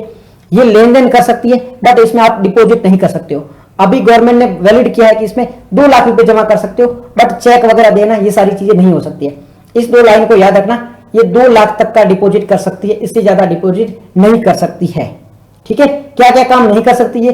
लोन नहीं दे सकती है, क्रेडिट जारी नहीं कर सकती है। इस लाइन को भी याद रखना, UPSC प्रीलिम में पूछ सकती है। पोस्ट पेमेंट बैंक होती है, क्या काम नहीं कर सकती है? लोन नहीं दे सकती है, क्रेडिट कार्ड है वो जारी नहीं कर सकती है, डिपॉजिट जमा कर सकती है, कितना? 2 लाख तक का डिपॉजिट है वो जमा कर सकती है। तो 3 लाइन है, इसको याद रखना, बस 3 लाइन को याद रखना, आपका क्वेश्चन है वो बन जाएगा। ओके। नेक्स्ट है ओटावा कन्वेंशन के बारे में। सिंपल 1 लाइन याद रखना, ओटावा कन्वेंशन के बारे में 1 लाइन याद रखना। ये कन्वेंशन सुरंगें होती है ना, देश की बाउंड्री पे सुरंग बनाई जाती है ताकि कोई विदेश उस पर अटैक करे। जैसे भारत और पाकिस्तान की बाउंड्री पर सुरंग बनाई जाती है ताकि कोई बाहर का देश इस पर अटैक करे, यानी पाकिस्तान भारत पर अटैक करे तो भारत की सुरक्षा कर सके। तो ये जो ओटावा कन्वेंशन है ये सुरंगों के खिलाफ है। ओटावा कन्वेंशन कहता है कि कोई भी सुरंगें नहीं होनी चाहिए। हेलो, नमस्ते जी। ठीक है। ओटावा कन्वेंशन है वो सुरंगों के खिलाफ है कि सुरंगें नहीं होनी चाहिए, माइंस है वो नहीं होनी चाहिए। ठीक है। भारत है इसका मेंबर नहीं है, ओटावा कन्वेंशन का भारत है वो मेंबर नहीं है। बाकी चीजें इसमें पढ़ने की आवश्यकता नहीं है। 1997 में इसकी स्थापना हुई थी इस कन्वेंशन की। ओके जी, भारत मेंबर नहीं है, सुरंगों के खिलाफ है, 1997 में इसकी स्थापना हुई थी। इतनी चीज याद रखना, बाकी चीजें याद रखने की आवश्यकता नहीं है। भारत इसका मेंबर क्यों नहीं है? क्योंकि हमें सुरक्षा की आवश्यकता है, इसलिए हम इसके मेंबर नहीं है। बस इतनी सी बात याद रखो। प्रीलिम में आएगा क्वेश्चन, मेंस में नहीं आएगा, 2 लाइन का क्वेश्चन आएगा। क्या भारत इसका मेंबर है और किससे संबंधित है, इतना ही क्वेश्चन पूछा जाएगा इससे। ठीक है जी। नेक्स्ट है commission for air quality management, CAQM के बारे में। CAQM की फुल फॉर्म क्या है? Commission for air quality management, CAQM, commission for air quality management, CAQM। CAQM क्या है? एक ऑर्गेनाइजेशन, एक संस्था है, एक एजेंसी है। काम क्या करती है? प्रदूषण को नियंत्रित करती है। प्रदूषण जो होता है दिल्ली में उसको नियंत्रित करने का काम करती है। दिल्ली NCR का जो रीजन है उसमें जो प्रदूषण होते हैं उसे नियंत्रित करने का काम किसका है? CAQM का है। आपने देखा होगा कई बार बताया जाता है दिल्ली में प्रदूषण का स्तर इतना गिर गया है, प्रदूषण का स्तर इतना बढ़ गया है, हवा इतनी ज्यादा खराब हो गई है, ये सारी बातें कौन बताता है? CAQM के द्वारा बताई जाती है। दिल्ली में जो प्रदूषण के बारे में बताता है ना बार बार, वो CAQM ही बताता है। ठीक है, स्थापना कब हुई थी? 2021 में हुई थी। कौन से अधिनियम के तहत? CAQM अधिनियम के तहत हुई थी। तो ये चीज याद रखना, CAQM है, एक अधिनियम के तहत बनाया गया था। इसके लिए एक वैधानिक निकाय है, एक स्टेचुरी बॉडी है। वैधानिक निकाय क्या होता है? वैधानिक निकाय मतलब ऐसा बोर्ड है जो एक अधिनियम के द्वारा बनाया गया है, एक एक्ट के माध्यम से बनाया गया, उसे स्टेचुरी बॉडी कहा जाता है, एक वैधानिक निकाय बनाया जाता है। ठीक है, संवैधानिक निकाय वो होता है जिसका संविधान में वर्णन हो, वैधानिक निकाय वो हो जिसका वर्णन है एक एक्ट के माध्यम से किया गया है, मतलब उसकी स्थापना है एक अधिनियम के माध्यम से की गई है, उसे वैधानिक निकाय कहा जाता है। तो जो CAQM है यह एक वैधानिक निकाय है। 8 बजे से लाइव होता है, 8 बजे से। तो CAQM है एक वैधानिक निकाय है, क्योंकि इसे एक अधिनियम के द्वारा बनाया गया है। इस लाइन को याद रखना, यूपीएससी प्रीलिम में पूछ सकती है कि CAQM किस प्रकार की बॉडी है। तो ये एक वैधानिक निकाय है, एक स्टेचुरी बॉडी है, 2021 में से बनाया गया था। काम क्या था? काम था दिल्ली NCR के आसपास का जो रीजन है, पंजाब, हरियाणा, उत्तर प्रदेश वगैरह, वहां पर प्रदूषण को रोकना, वायु की गुणवत्ता में सुधार करना, प्रदूषण को रोकना, यह इसका काम है। ठीक है, 15 वर्ष का अनुभव होना चाहिए, जो भी इसका अध्यक्ष होगा उसको 15 वर्ष का अनुभव होना चाहिए। ओके, ये इसके बारे में है। कार्य क्या क्या है? आदेश दे सकता है, ये राज्य सरकारों को आदेश दे सकता है, राज्य के जो प्रदूषण नियंत्रण बोर्ड है उनको आदेश दे सकता है कि भाई आप ये काम करो। ठीक है, कार्यवाही कर सकता है, अगर कोई इसके आदेशों का उल्लंघन करता है तो उसके खिलाफ ये कार्यवाही भी कर सकता है। ठीक है, ये पूरा आर्टिकल था CAQM के बारे में। नेक्स्ट जो आर्टिकल है वो है श्रीशैलम मल्लिकार्जुन स्वामी मंदिर के बारे में। ये जो श्रीशैलम मल्लिकार्जुन स्वामी मंदिर है ना, यहां पर क्या हुआ है? यहां पर अभी एक कॉपर की प्लेट मिली है, यहां से एक कॉपर की प्लेट मिली है। इस कॉपर की प्लेट में क्या मिला है? इसमें जो हेली जो कॉमेट है ना, हेली एक तारा है, ठीक है, एक तारा होता है, मतलब तारा जो टूटता है ना, तो हेली एक कॉमेट है, उसके बारे में जानकारी मिली है। आंध्र प्रदेश में एक मंदिर है, श्रीशैलम मल्लिकार्जुन स्वामी का मंदिर है, यहां से एक कॉपर की प्लेट मिली है। इस कॉपर की प्लेट से हेली कॉमेट के बारे में जानकारी मिली है। आंध्र प्रदेश में मंदिर है, कौन सा है? मल्लिकार्जुन स्वामी मंदिर है, यहां से हेली कॉमेट है, उसके बारे में जानकारी मिली है। इस वजह से ये चर्चा में। अब ये जो कॉमेट मिली, ये जो हेली कॉमेट है, इसके बारे में जो जानकारी मिली कॉपर की प्लेट की, ये 1456 ईस्वी का है। ये कब का है? ये 1456 ईस्वी का है। संस्कृत में, संस्कृत भाषा है और नागर लिपि में लिखा गया है, संस्कृत भाषा में और नागर लिपि में ये लिखा गया है। ठीक है जी, विजयनगर साम्राज्य के दौरान ये बनाया गया था। श्रीशैलम मंदिर है, वहां से एक कॉपर की प्लेट मिली है। ये कॉपर की प्लेट है वो 1456 ईस्वी। ये सारे रटने वाले पॉइंट है, इसको प्लीज रट लेना, सारे रटने वाले पॉइंट, यहाँ पे लिखने वाली समझाने वाली कोई बात नहीं है। भाषा कौन सी थी? 1456 ईस्वी में मिला था, विजयनगर साम्राज्य के दौरान लिखी गई थी। हेली कॉमेट के बारे में जानकारी मिली है। हेली कॉमेट क्या होता है? हेली कॉमेट यानी एक तारा होता है, तारा मतलब कॉमेट होता है धूमकेतु। तो एक धूमकेतु होता है जो तारा टूट के हमें दिखाता है, तो ये एक प्रकार का धूमकेतु है, एक प्रकार का कॉमेट है। ये 76 ईयर 76 वर्षों बाद में दिखाई देता है। Thank you so much. ये 76 वर्षों बाद में दिखाई देता है। पिछली बार कब दिखाई दिया था? 1986 में दिखाई दिया था। अब कब दिखाई देगा? ये 2061 में दिखाई देगा। ऐतिहासिक महत्व बहुत ज्यादा है, इसको याद रखने की आवश्यकता है नहीं। श्रीशैलम मंदिर के बारे में बात करें, कहां पर है ये आंध्र प्रदेश में है। ये कहां पर? ये आंध्र प्रदेश में एक नल्लेमाला की पहाड़ियां है, नल्लेमाला की जो हिल है वहां पर ये स्थित है। कौन सी नदी पर? कृष्णा नदी पर ये स्थित है। ठीक है, प्रमुख देवता कौन से? भगवान शिव, जिन्हें मल्लिकार्जुन कहा जाता है, देवी पार्वती, जिसे भारमराबा कहा जाता है। इनके बारे में यहाँ पे वर्णन देखने को मिलता है। जो 12 ज्योतिर्लिंग है उसमें भी ये शामिल है, 18 शक्तिपीठ है उसमें भी शामिल है। इस मंदिर की रचना किसने करवाई थी? सातवां जो राजवंश था वो भी था, राष्ट्रकूट है और विजयनगर है, इन तीनों ने समय समय पर इसकी निर्माण करवाया था, इसकी संरक्षा की थी या इसकी रक्षा की थी। कला कौन सी है मंदिर की? वो द्रविड़ कला में इसे बनाया गया है। साउथ के जो भी मंदिर होंगे वो द्रविड़ कला में बनाए गए होंगे। ये जानकारी थी किसके बारे में? मल्लिकार्जुन मंदिर के बारे में। बेसिक आर्टिकल था, रटने वाली सारी बातें थी, इस समझाने वाली कोई बात थी नहीं, इस वजह से मैंने जल्दी जल्दी पढ़ाया, क्योंकि इसमें समझाने वाला कोई पॉइंट है ही नहीं। इसमें मैं क्या समझाऊं कि श्रीशैलम मंदिर कहां है? आंध्र प्रदेश में। आपको रटना पड़ेगा। क्वेश्चन इससे पूछे जाते हैं, सारे एग्जाम जितने भी होते हैं, वनडे एग्जाम चाहे यूपीएससी का हो, पीसीएस का हो, सब में क्वेश्चन पूछे जा सकते हैं। रटने वाली बातें थी, समझाने लायक यहाँ पे कुछ भी नहीं था। जो जो समझाने वाले आर्टिकल थे हमने उस पर डिटेल में बात की है। ये आर्टिकल थे, ये रटने वाले थे, इसमें कुछ भी समझाने वाली बात थी नहीं। ठीक है जी। तो श्रीशैलम मल्लिकार्जुन स्वामी मंदिर के बारे में आपको आइडिया होना चाहिए, कहां पर है, आंध्र प्रदेश में, क्या चीज है, क्यों न्यूज में है, सारी चीजें आपको पता होनी चाहिए। ठीक है। CAQM के बारे में आपको पता होना चाहिए, CAQM क्या काम करता है, किसके लिए, सारी आपको जानकारी पता होनी चाहिए। एक स्टेचुरी बॉडी है, वैधानिक बोर्ड है। ठीक है। दिल्ली NCR के आसपास का जो रीजन है वहां पर प्रदूषण को नियंत्रित करने का ये कार्य करता है।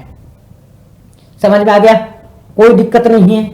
ओटावा, इसके बारे में आपको पता होना चाहिए, ओटावा कन्वेंशन के बारे में, जो जो ये टनल्स वगैरह होती है, ठीक है, जो बनाई जाती है उसे रोकने का ये काम करता है। ठीक है। भारत इसका मेंबर नहीं है। ये ओटावा कन्वेंशन के बारे में। पेमेंट बैंक के बारे में हमने देख लिया, पेमेंट बैंक है वो डिपॉजिट कर सकती, 2 लाख का लोन नहीं दे सकती, क्रेडिट कार्ड इश्यू नहीं कर सकती है। ठीक है। क्रेडिट, इसके पेमेंट बैंक के बारे में बात की थी। इंडिया पोस्ट पेमेंट बैंक के बारे में भी हमने बात की है। ठीक है जी। एंटी डंपिंग ड्यूटी के बारे में हमने बात की है। एंटी डंपिंग ड्यूटी क्या होती है, जबरदस्ती कोई माल भेज रहा है तो उस पर टैक्स लगा दो, ये होती है एंटी डंपिंग ड्यूटी। इसके बारे में हमने बात की है। बिटकॉइन के बारे में बात की, स्टेबल कॉइन के बारे में बात की है। ठीक है। कोई डाउट नहीं है, यहाँ तक सारे टॉपिक है वो क्लियर है। कोई भी डाउट है क्वेश्चन पूछ लेना, प्लीज याद करने की कोशिश करना, समझने की कोशिश करना। बहुत इंपॉर्टेंट आर्टिकल थे, सारे काम के थे, सारे आर्टिकल इंपॉर्टेंट थे, महत्वपूर्ण थे सारे के सारे, प्रीलिम मेंस दोनों में काम के हैं। तो एंड करते क्लास को, मिलेंगे फिर कल एक नए लेक्चर के साथ में। तब तक आप सभी अपना ध्यान रखो। जय हिंद, जय भारत।